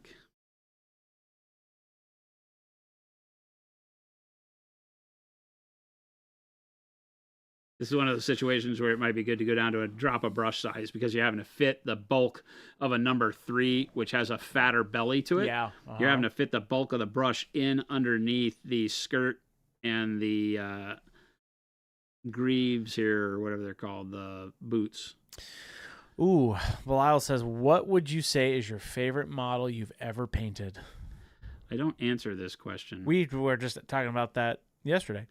I refuse to answer this question. The one is in his hand. The one in his hand. That's the idea. you know, but Percival is close. Oh. Percival's always going to be close. Ever? We just had so much fun with Ever? Percival. That's the hardest thing. It's why you can't answer that question. Ever? I've been painting for over 45 years, which is why I Ever? never answer this question, because I'm like, how the hell do you even pick? That's a tough one. As a kid, my favorite painting was totally different, right? Dallas had a good answer to this. He's like, what's your favorite song? It's like, well, it depends on what I'm doing as I'm listening as to what the favorite song is. So I like that. But yeah, I don't know. I don't really have one in particular. I have a lot of models that have been very memorable. None of them that would, be something where it's like, oh yeah, best thing ever. I just don't think about stuff that way. I'm admittedly not a nostalgic person. I had to tell the guys that at lunch. I'm not a nostalgic person. So for me, there's not a lot of things in history of my own personal history that I care enough about to label as, oh yeah, I remember this. That was the best thing ever. I talk that way, like, oh my God, that was the best queso ever. Wake Titan says, I don't know if it's because they're based in Greece, but it seems Parabellum puts extra love into city-states troop models. Yeah, they are. Cool. They are based in Greece, and I think the Greco-Roman thing is where all of it started, and so it has a lot of that vibe to it for sure. Monday says, do you have a model that, looking at it after painting it, you sit there and shocked on the outcome, good or bad? Ooh. That's a great question, too. Interesting question. There have been times where the answer to that is yes. As I sit in front of you today, that doesn't happen to me much anymore. Yeah. There are, I think that when you get to a point in your painting journey that your confidence is like, oh yeah, I'll try anything, right? Oop, I'm about to knock him off the thing here. Like you're not afraid to try new skills or new techniques, and you're just playing with color, and you're like, oh yeah, let's try purple with teal and a little base of orange, and let's glaze some green over that. When you get to that point that's how you're talking and living as you paint, I think you'll find that you'll get to a spot where you're like, yeah, I'm not really happy with this, and you'll change it. So there's not a lot of models that I get to the end where I'm like, yeah, that was garbage. I get to the garbage stage early and recognize it and change it so I don't have to deal with that later on. Because I definitely make garbage decisions with color and stuff, as we all do. You go in thinking, oh, what's going to look dope is I'm going to do this, and then you just don't pull the technique off right, or the color isn't exactly what you thought it was going to be. We all do that. Now, on the other side, am I ever super happy with it and look at it and go, holy hell? I mean, I talk that way on stream all the time because we'll sit here and say, what I want to try? I want to try this. And then I'll be like, oh my God, chat, look at how cool that looks. But again, I'm bad because I'm like, I don't care about it in the end. I love, to paint models and get to the end and have them look great, but I kind of don't care. Yeah. When the model's done, it's done. And so, I've got a bunch of stuff on the shelf here that we finished, and I'm like, yeah, that's rad. I like that. And I'll pull it down and show you if you ask a question, and I can show you something. But as I look at them, I don't have a whole lot of emotional attachment to any of them. Yeah. Because I know there's 500 more models in my trunk that I need to paint, and there will always be a cooler one. Well, and they are in the trunk right now. So I don't want to have that be disheartening, so I hope that's not the way that comes off. No. I just don't think of it that way. I don't ever really look at them and say, oh my God, look at this, Yeah. What I do is I remember painting it, especially since we've been doing the stream, because this is year 10 for the stream. So what I think I get more of is I can look at models and have a good emotional response about, oh my God, do you remember when we did that, Chris? Yeah. You know, like for me, why is Percival such a great model to remember? Because the fun we had making up the story of Percival while I was painting him Yeah. is 100% the deal. Is the model cool? Yeah. It's not even done yet, and it's like one of my favorite models ever. But it's more because it's like Hank and Lydia from the Hate board game. Yeah. If people have been around long enough to remember me painting Hank and Lydia are some of the most memorable models I've ever painted. Not because they were painted either bad or good or whatever. They're not like masterfully done. It's because we had such a great time making up this cockamamie fiction story that was like, you know, a bad Simpsons episode about these crazy models. So I do remember all that. And I think that's what I get the most kick out of models. Wirehead says, my dad, Ernie, passed away Saturday, and he and his father were the ones who got me started in building miniatures and scratch building models when I was still just little. He was always my inspiration. Nice. And condolences. Yeah, that's a really beautiful story.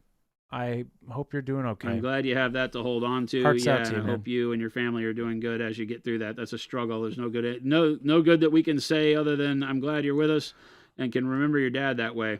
Yeah, those are cool memories. And Wirehead said, hilarious. Percival was my granddad's name. That's a very small world. Percival? Yeah. Oh, that's awesome. Wirehead, we love having you. Let's go up to this question here. Tony says, I struggle with non-metallic metal because I can't seem to figure out the light hitting and reflecting. Oh. If I had two of the same miniatures, could I paint one in metallic, then copy using non-metallic on the other?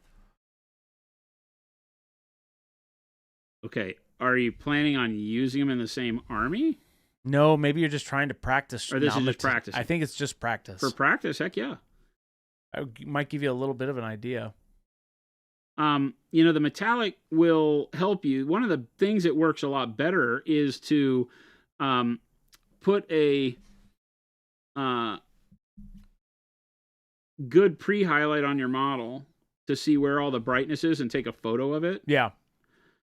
And then go from that, right? Because that's going to show you where the reflections need to be the brightest. Metallic paints, while faking us into thinking something is metallic, don't really look like real metal.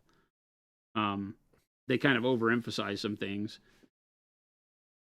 But yeah, it's a good way to do it is to paint one in metallic if you have two of the same model, and then let it sit side by side so it shows you where the reflections would go. Could be a good way to do it. It may not have enough contrast where you can do it on the phone and up the exposure or contrast on your model and get a really good idea of what it might look like. I think that's enough for the skin. So now I know I want to do metallics. Speaking of when I choose metallics over non-metallics, right now. Speaking of it, right now. You're not allowed to say that. I can do what I want. You just said, speaking of picking metallics, welcome in, everybody. I do what I want. Hey, have I ever told you that I happen to do what I want? Have you heard that from me before? Pazzow, dark bronze. Dark bronze. Oh. Oh. Oh. Oh. I mean, okay. I mean, bronze has got to show up somewhere. Oh. Dark bronze. Well, now. I do like myself some dark bronze. Well, I also love a touch of bronze on my dark bronze. I said it. Sue me. We aren't going to sue you, Chris. You're saying sue me. Okay. I dare you. I'll win. Got a great lawyer. His name's Mr. Bronze. Mr. Bronze Always, is your lawyer? Always comes in third. Always comes in third? Ah, yes, Mr. Bronze.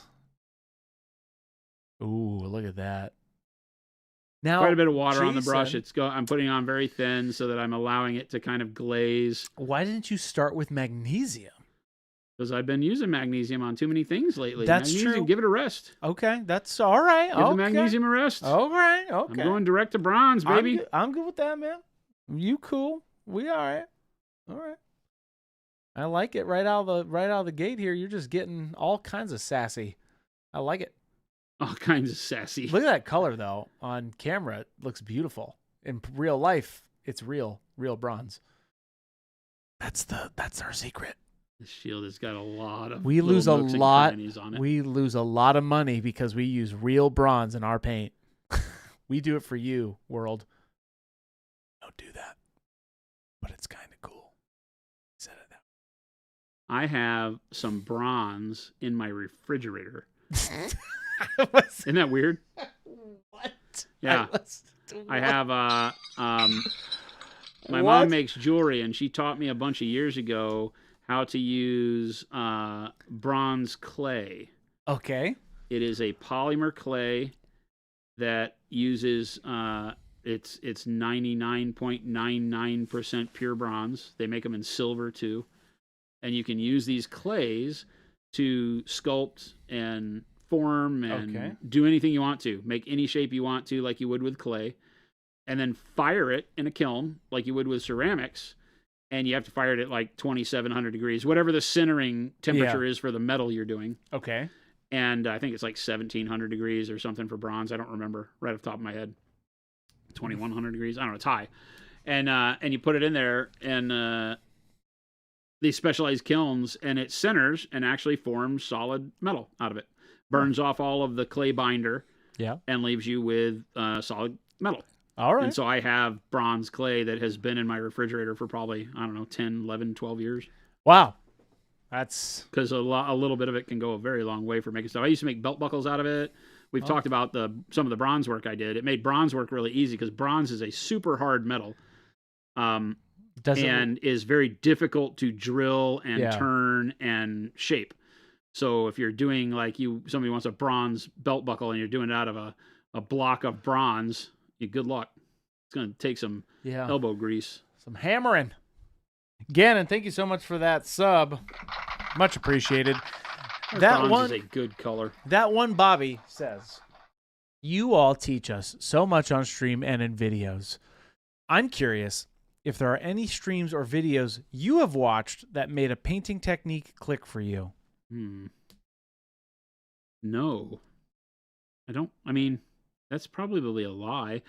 I have watched some videos from canvas painters who paint with oils, acrylics, watercolor on canvas. Right. That have taught me things where I'm looking at it and going, oh, fantastic. They're typically things that are not like, they're like techniques. The most recent one was a few months back. I found this artist on YouTube who is a watercolor artist who does things in a really different way. So it's just looking at a new way to paint with watercolor. I don't use a lot of watercolor. It was just very interesting. But it gave me some ideas that I could take to other types of painting. He did a process where he uses the watercolor almost at its full body out of the tube. He used tube watercolors. Yeah. And he would take the watercolor right out of the tube, which you're supposed to dilute it, obviously. It's watercolor. Supposed to dilute it before you use it. He'd use it right out of the tube, which made it more like an acrylic. The problem is it doesn't have the acrylic in it the same way, so it doesn't dry. So he'd take it and slap it all over a canvas, and then he'd spritz water on it with a water squirt bottle, like a like a hairspray bottle, and he'd spritz water all over the canvas, and then turn the canvas in different angles and leave it for hours. So this process would take him a long time, but he would get these crazy organic shapes through his watercolor just by the water trickling very slowly down. And then he'd go back and paint over the top of that. So it was really, really cool. It gave me some cool ideas on how you could do that with acrylics, although acrylics dry faster. But some neat techniques and ideas to create like neat backgrounds. And that one I was like, ooh, I could do something really cool on the background of one of our Texture Trainer framables by doing this. Yeah. If I could figure out how to make it work with acrylic. So in that regard, I look and watch videos and they give me ideas. In a lot of cases, there are ideas like that where I'm like, I don't even know how to make it work, and neither would he, but I would go and try it to see, can I reproduce this look with a different medium, different tools, but they inspire me in that regard. So is that kind of the same thing? I think so. I think that answers the question. Wake Titan said, did you switch off of your sable for your metallics? I did, only because of size. I wanted a bigger brush here, and so I have a number 4. You use sables with metallics, though. I picked up my 3 to use it at first, but then I looked at the shield and I was like, oh, I need to just do this in I need a bigger brush to cover area here and to be able to jam it down in there. But I do use sable for this. There's not a problem with it. Metallics don't have anything really different than a normal brush that they will do to a brush other than normal paint, except that you want to clean more often because they have a solid component to them in the mica flake or aluminum flake, depending on what paint you're using. and you don't want that to get stuck in the ferrule for Yeah. too long. So you want to clean more regularly whatever brush you're using. But any brush is good for using with metallics. They don't like hurt sables any different than they would hurt any other paintbrush. Scorched Earth, I just got the metallic set as well as magnesium. Very excited to use them. Those were the paints that got Gabe hooked over to Pro Acryl. Oh, that's right. He always talks about that. Philip gave that set to him when we were all painting. The metallics? I even remember the night we were all on his patio painting. I love that you were outside. Yeah, we were outside on his patio painting, and Philip gave it to him as I don't remember if it was his birthday gift or a Christmas gift. And here you go. There you go. The rest is history. And now they all work for me. I guess that's how that works, chat.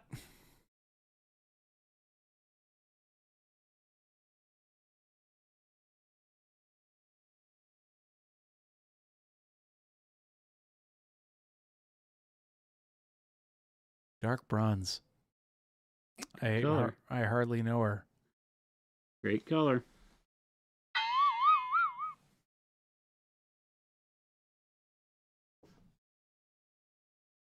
Brent says, buy Pro Acryl, get hired by Monument Hobbies. Gotcha. That's pretty much it.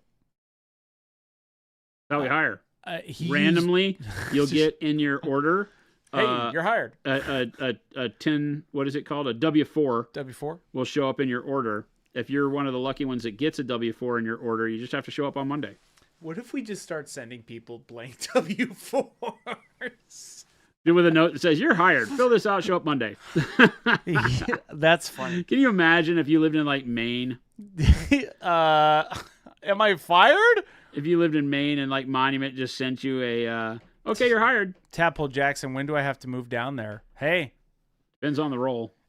Hey, Arizona right now. Best place in the world. Literally just magical. It's gonna rain. It is gonna rain this weekend. Is it? Up by me, man. Good thing you fixed your roof by climbing on it and avoiding your friends for 3 months. Oh, that's never going to get old. I'm so glad I fixed the roof. I ghetto-ly fixed Me too, because some of that rain that was coming through, I immediately thought of you. Have to be honest. Some of the rain that was coming through where it was like the hail thing that day, when I went home, I was like, oh, I forgot to ask Chris. Yeah. Did his fix to his roof stick? Hey, no free pub, but I'm going to give free pub to Great Stuff right now. To what? Great Stuff. Great Stuff? Yeah. That's, is it the repair? Spray, yeah, that spray insulation foam that comes out of the can. Okay. Just fills in your cracks. Whoa. Hey, it's yo, family brother. Channel. Hey, whoa. It's a family channel. Hold. I need to be more prepared with that. This is a family channel, Christopher.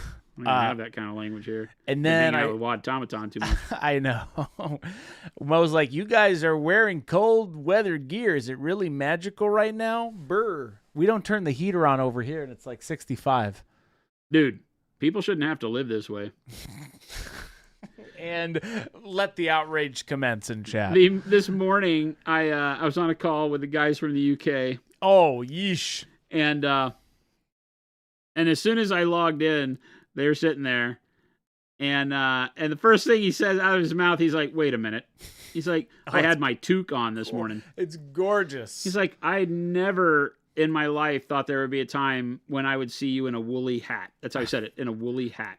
He was in a woolly hat? No, I was. Oh, you were in your beanie. This morning I was in my beanie. Yeah. And he was like, "There is never a time where it's okay for you to be wearing a woolly hat when you're in Arizona."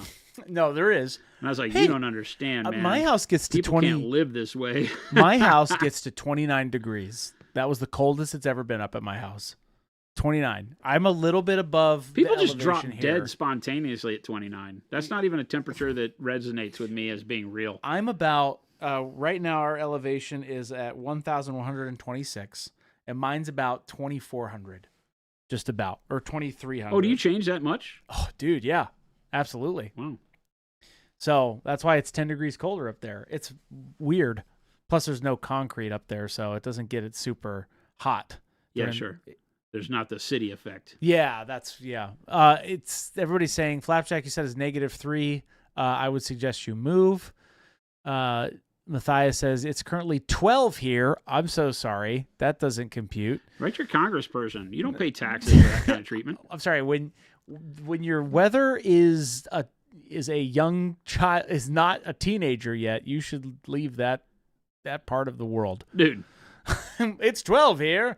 What do you mean 12? If your weather is below retirement age, move. Minus 22C. What? Where I am here? What? Minus 22C where I am and here? And you choose to stay there? This is your I'm own fault. in my unheated garage. Sympathy. I have no sympathy for people that choose to live in these places. You're working out in your unheated garage? It's an ice box. Do you just have meat hanging out? Yeah, just that means like two slabs things. of cow. Yikes. Sides of beef. Oh my gosh. Sorry. When I lived in my shop in Colorado, it was very similar because I was at the foothills of the Colorado Mountains, the Rockies, right? And the wind would whip down off the mountains into this little valley area I was in. Yeah. And it was absolutely abusive cold, like minus 20 Fahrenheit. Well, brutal. It's not good. Can you come up a little, Jason? No, I can't. That's Will perfect. you stop yelling at me? I swear. I'm happy with my Chat, weather. Can you help me here? What's that? How are you helping them? No, you're not part of chat. Okay. You tell me when I blink twice, everything's fine. I need chat to rescue me. From what? You. What? Yeah. False. Good thing I have a noise gate on that. That was loud for everybody. You. What? Yeah. I don't ask what again. What? Elder abuse, Mo. 100%. We can't. I could see Jason moving to Sun City and being the mayor, the cool mayor of Sun City. I have lived in a Sun City. You have lived in a Sun City. A Sun City. There's a lot of them. Not our Sun City. No. Our Sun City is all golf courses and retirement. I think they all used to be owned by the same guy. I believe that's correct. I think it is actually true. Yeah, I've heard this. The same corporation coined and trademarked the Sun City as an environment for retirees. Yes. And now a lot of them are not that anymore. The Sun City / Menifee, California was where I lived. Hey, you know what? Hot take. Ready? I actually don't mind Sun City. You know what? I don't mind Sun City. Well, you're 93. I know. It's like genetic. At some point in time, it just kicks in. You're like, you know what? I'm moving to Sun City. It's like the elephant graveyard. The elephant graveyard? I'm not saying you're an elephant. I'm just saying that if you've ever heard of the elephant graveyard, it's where you go. Yeah. Like when you're getting that calling, like maybe life is getting short, you go to Sun City. I'm getting the calling. Is that your elephant? Are you sticking to it? That's my elephant. I'm sticking to it. That's my elephant. There you go. Rocco says, I live just north of Monument, Colorado. And the first time I heard of Monument Hobbies, I was like, oh, hey, these things related? We at the root of it all, a lot of people in the early days used to be like, where are you in location to Monument, Colorado? Yeah. We're like, we're not. Oops. That's fun. Because we're in, there's Monument Valley here and Monument, Arizona, the Monument State. Sun City. Sun City. Where I live, I had many golf courses and retirees. Where I live, that's the same thing. The Lord and Xavier says, where does the name Monument Hobbies come from? So we brought on some partners early on. And we all sat around. I think that's his real feet. Is that his real feet? I think it's his real feet. No, the little toes are. Not the finger. I think the toes are his real skin. Not like the other guy. The other guy has mechanical toes. And we needed to change from Slow Fuse Gaming. Oh, okay. Because the company was called Slow Fuse Gaming from the streaming video games era of Twitch for us. Right. And when it switched over to streaming model painting in 2015, 2016, we just kept the name Slow Fuse Gaming, didn't change anything. And then when we started selling products, we just used Slow Fuse Gaming. I already had branding for the channel from the video game days and all that, stickers, all the stuff that I had done. So it just transferred over. It was nice, it was fun, it was light. Yeah. And so we just stayed Slow Fuse Gaming. And in doing so, we were like, well, now we're making like big boy products. And the next step was going to be the paints. And so we had to make a decision on, okay, do we change the name or do we stick with Slow Fuse Gaming? Because Slow Fuse Gaming was beloved to the people who knew, Right. but didn't really tell our story to people who didn't know about us. Mm. So we were looking for something that was a little bit more, it needed to be kind of generic. Yep. Because we were starting off as a manufacturer and we didn't want to limit ourselves to what we could make based on a name, Mm-hmm. So we just ran through a whole bunch of names and settled on Monument. I wanted Monolith because I was really big. Our initial logo was based off of the Monolith from 2001. Huge 2001. Arthur C. Clarke. Huge fan. So I was like, oh, let's be Monolith, and we'll do it. But there was obviously Monolith games in the video game world, so that was already a trademark. Couldn't do anything with that. And then settled on Monument. And have been Monument now since that time, 2017, I guess. 2018, I think we launched the website when we launched the paints. No, that's not true. Oh, no, I think it is. If I think back, and somebody might have better info than I do, but if I think back, we were slowfusegaming.com, transferring over to Monument, so we shared the logo where the Slow Fuse logo was on the site, and the Monument logo, the original Monument logo that I did, which still had the bomb snail on it, was also on the site. And then when the paints came out, we transferred completely to Monument Hobbies. Yeah, there you go. So Spitfire says, that's the legend. Would dark gray blue be a good undertone for blue in a Night Lord scheme? Heck yeah. I think dark purple would be better. But you don't say. I'm fairly biased. We don't talk about favorite paints here, but we talk about favorite paints here. You know what I'm saying?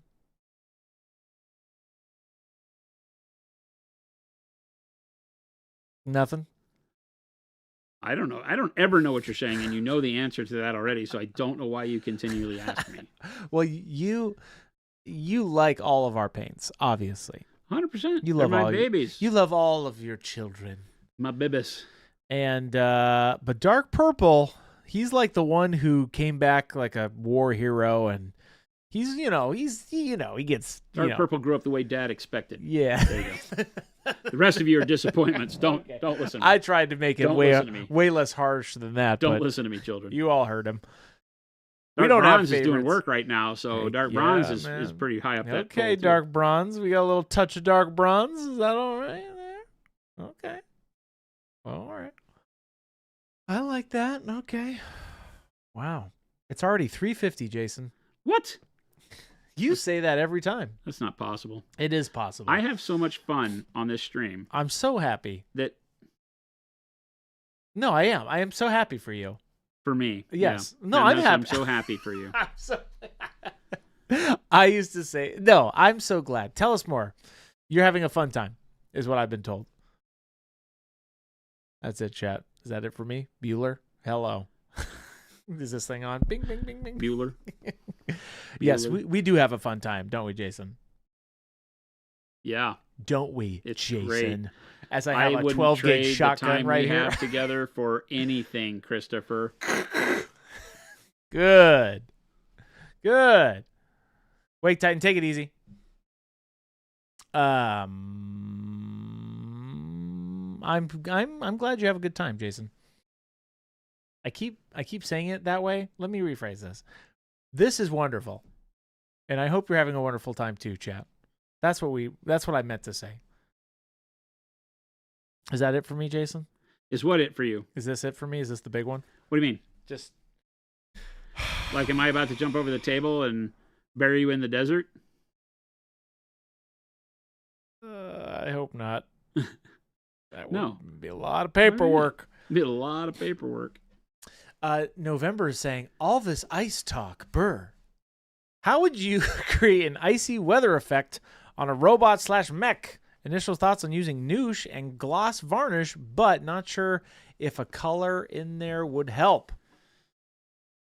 It's a great question. When you want to make something look like it's in a frigid environment, a light dusting dry brush of something like white blue can be very good because it can add that kind of chill of like, frost. Right. But it's not always going to read right. Not every miniature is going to look right with that. So if you're doing like Battletech miniatures, you might be pretty good with that because they're small enough and have enough details to the dry brush of the cooler color on the top would work. You still want to make sure it's a brighter color, and you don't want to go overboard because it can look silly. So, I mean, usually the environment is easy to dictate based on the coloring of the ground. So if you put, ice or snow on the ground, done. I see. Get it? Like icy? Like icy? Oh my God. I wasn't even looking for that. I just came out we can naturally. tell you weren't trying. No, I always try. Oh. Hey, ho there. That's a shame. Let's back up. I'm always trying. Always? Always. Really? I would say 99% of my existence, there's some kind of trying. Really? I would say so. For a laugh? No, just in general. Oh, okay. No. The laugh part's 50-50. I get it. Okay. Some bits hit, some bits don't. Okay, I'm just checking. My close friend group, they have to get the bits. I'll keep a bit going for a while, but then sometimes they got to phase out bits. You do kind of ride the shtick for a while. I do. I have to see what sticks. Some of them come and go. I pitch up some bits, and people, they're just like, Chris, I don't know about that one, or they'll go like, heh. And then sometimes it doesn't. I love when you talk to Gabe. Gabe's like, yeah, that's been going on a while now, Chris. You could probably stop that. No, those are the ones I continue because my friends have the your mom bit that will apparently never get old for them. So that is true. I can do whatever the heck I want. That is true, and I applaud you for taking that attitude. I don't do just killing them in their sleep. Yeah, I don't do any of that. Yes, Call Me Moldson. He did do a Zenithal airbrush on this. He was doing what was it? It was bright pale yellow. Well, yeah, I did dark purple, then red oxide, and then bright pale yellow. And yes, Arc Strudel, these are Conquest models. They're 38 millimeter scale.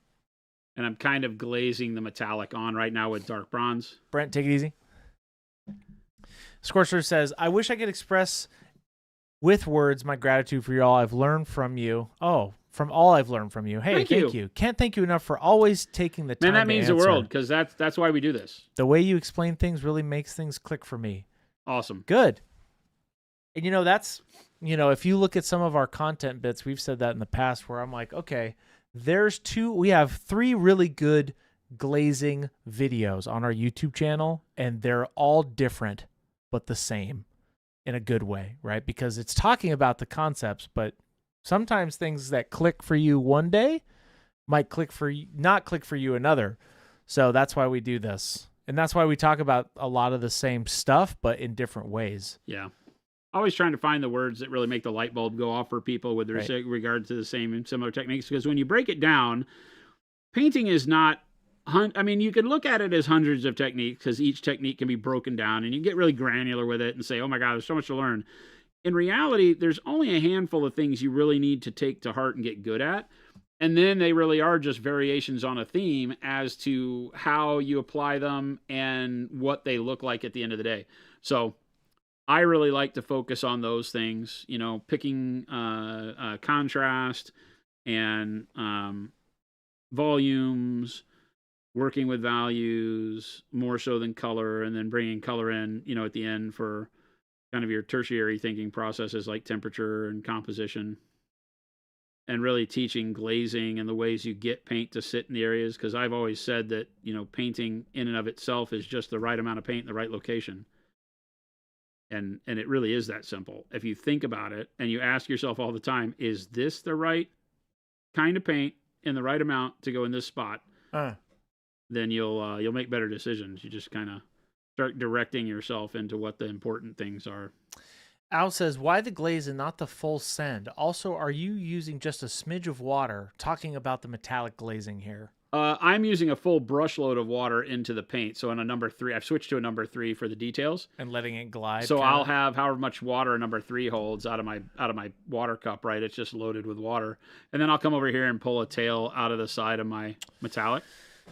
Spitfire. and it'll paint like this. Yeah. Right? It's not as easy to tell when a metallic has reduced its opacity, but you do that so that some of the brightness and darkness that I've formed with the pre-highlight, the zenithal, if you will, on here shines through. Some of the coloring too will still sit in the background as like the red oxide, the pale yellow. So it just gives it a little bit of a nuance that you can definitely paint this full send if you want, just throw it on there. Dark bronze in its own is a great color, so there's no reason not to, really.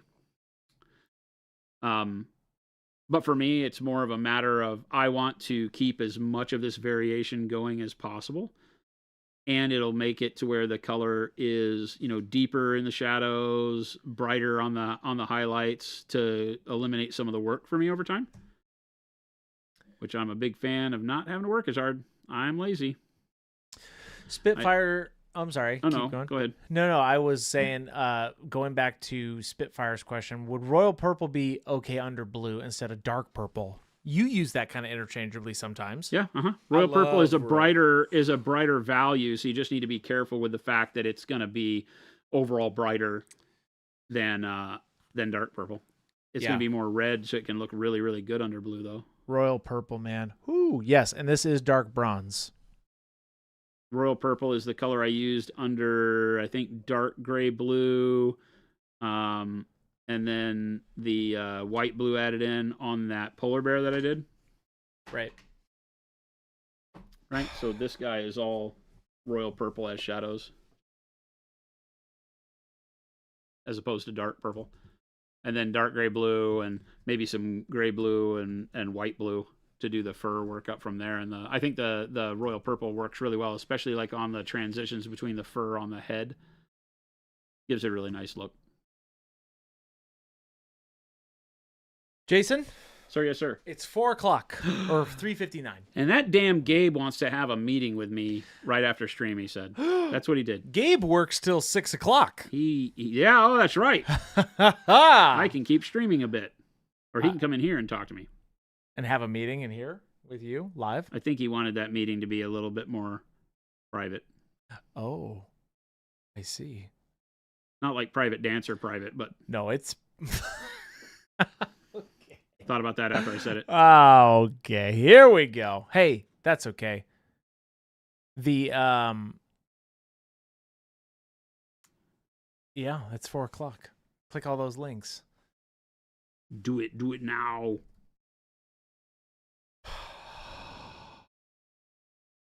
Are we gonna end, or do you need me to talk to Gabe? I'm gonna continue to paint some of this bronze on here.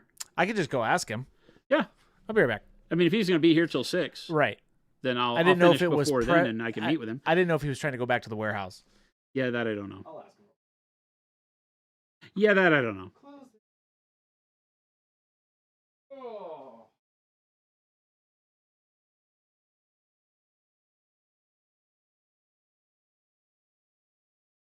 Can't you just message him?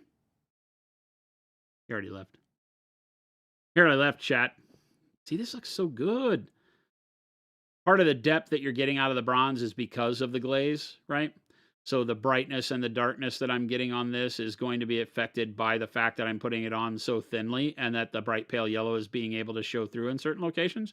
It's not going to show as abruptly as doing another color, but it's still going to work pretty well in that regard for giving us brightness and shadow. You can glaze thin enough with metallics to get them to really accept the zenithal underpaint, but you lose a lot of the shine of the metallic too, so it's a give and take. You have to kind of balance it out to get exactly what you're looking for. But never be afraid. Use metallics the way you want, like a normal paint. They become so much more flexible that way. I don't know, like these metal plates underneath these metal plates, should those be bronze or should I do those like in silver? I got a bronze, silver, and then the turquoise. I think it's too much bronze when you layer it here, in the chest and everything. I don't know. Silver, I think. Yeah, I think silver. Are these leather? Are these like supposed to be hard leather with bronze accents or something? Oh, that's a thing. Right? That could definitely be a thing. You know, brown. I like leather. Yeah, if you do bronze, it's just too much, right? It's over bronze. OD. Too much metallic. That's true if you're doing non-metallic too. Too much of one color just kind of runs over the model and loses some detail at that point. I think the leather might be kind of cool, right? It fits with the vibe. It just doesn't fit the sculpt, right? The sculpt doesn't look like it should be leather, but who cares? We do what we want around here. This is Monument Hobbies, and nobody's the boss of us except, that's right, Jen. And Jen's not here to tell me not to do it. Or if she is here, she's keeping quiet. Or if she stops keeping quiet, she's going to say, babe, you do what you want to do. That's exactly how she sounds and exactly what she'd say. You know how I know? So I've been with her for 11 years. Our 11th anniversary is coming up. Isn't that silly? Isn't that silly? All right. Dave said he needs you at 4:30. Oh, really? But, yeah. Okay. Look at this, though. Was Oh, another Conquest box. Bing, bing. Oh, and they're going to be unboxed. You can open this? That's a big Conquest box. Well, is this the one? Yeah, that's from them. It says box 1 on the top. I think they all did. Oh, they did? Okay. Yeah, I think they all. Yeah, see, that one says box 1 when it was still just only one box. Gotcha. Praise Jason. Crazy Jason. Monument Hobbies 1. Yeah, he said he needs you. 4:30. That guy is so demanding. So demanding. Let me see. What does he got? Chat. More meetings? I am leaving you. I will see you all tomorrow. Have a great Well, night. can you hang out while I do this, and then we'll close down? Oh, Can we do yeah. that? Yes, I can. We'll just show them that there might I be was gonna- there might be something for the next giveaway in here. I don't know. I don't remember. Next giveaway? It doesn't look like it. It looks like he only sent one. He only sent one. Rats. He did send a Spires box set though. That's kind of cool. Well, there's another box coming. There is? Well, it said box 1 of No, but like I said, these all said box 1 too. So Oh. I don't think that's the case. So I see. What is it? we'll see what they can do. It's that thing that just came out. This thing. Oh, dude. That thing is The sick. consumption beast. That's what they used to call me in college. Can you pop out further? No. Once again, let me do this. There we go. That thing's a huge box, dude. Look at how crazy that thing is. What sound is he making, Jason?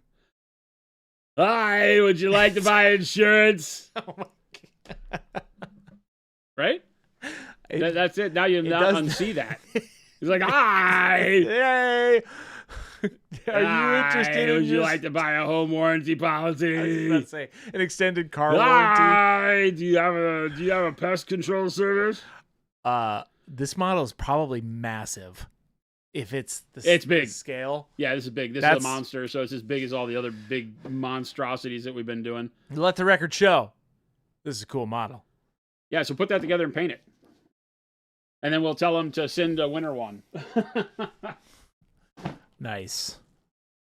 Let me bring up your buttons.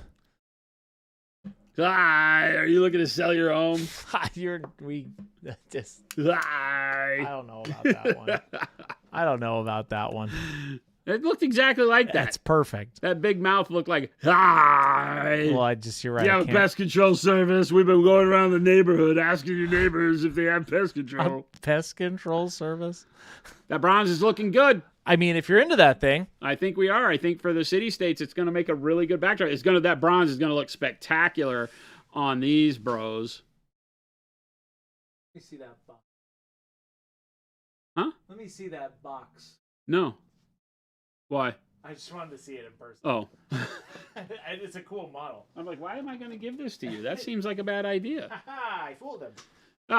He ran out the door. Yeah, Chat. the bronze is very cool. If you're into that kind of thing. It's going to look really good with the red. Oh, yes, it is. It is going to. Yeah, this thing is a what I would like to call a consumption beast. The mouth is like, what am I looking Brown can, at? what'd I do? Have you heard of reverse mortgage? Hi. We can't let that be a thing. It's like giving Dobby a sock. Can't give Chris models. What? Hey, whoa, hey! I'm allowed to Yeah, be Bobcat excited. Goldthwait flashbacks. That guy was funny in his time. Yeah, this thing is a wild model. Wild. I'm here to talk about your car's extended warranty. Now, the people who sell up at your house are always like, hey, we were in the neighborhood wandering around selling solar. Yeah. Like, hi, have you ever thought about solar for your house? See, now I might talk to that thing if it showed up at my house because it's a little bit more outside the lines than the normal people that come asking me about solar. If that thing showed up at my house and was asking me about solar, I might have a conversation. That thing, if it showed up at your house and talked to you about solar, I'm buying. I'm taking whatever you're selling. It doesn't even matter. Candy bars, right? What do you got? Is this the work program for disadvantaged youth? I'm in. Wow. Well, that's pretty cool. I'm excited for you to do that. He still is. He's been a director for a while now. Who? Wad? What are we talking about? Who are you talking about? What are you talking about? What? Talking about that dude you were dude? talking about? What? The dude? What? The hut? Who? What? All right, Jason. I notice your windows and siding look aged. Okay. No, let the record show. I am 90% 10. That thing is hilarious. The voice, not the monsters. It's making me cough now because I've You're- blown all this phlegm up from the deepest depths of my chest. Hi.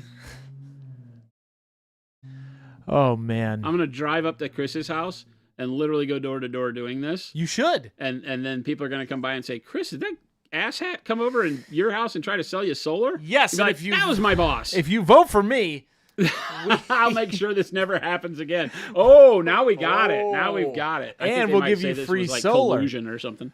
and we'll I'm going to go harass his neighbors, and he's going to run on a platform of stopping harassment, That's right. and it'll work. Are We you got this. Sick of solar panels? Wow.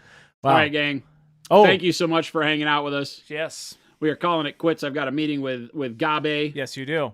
and then I'm really liking this. These guys are fun, though. They're coming out It cool. makes me want to go home and paint bronze. Hey, you could keep this party going. Keep this party going at home? You Then I have to could. take the models home with me, though. You have many. No, I have these that I need to, like, these guys are great, though. Take that one home with you. Have two.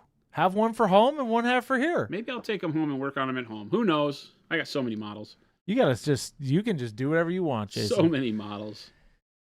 So many models. Everybody, thank you so much for hanging out, watching some paint dry with us. Love having you here. Make sure if you haven't hit the follow or subscribe buttons, you do so. Do it now. Do it now. Bang your head on the keyboard until you're following Monument Hobbies. Make it happen.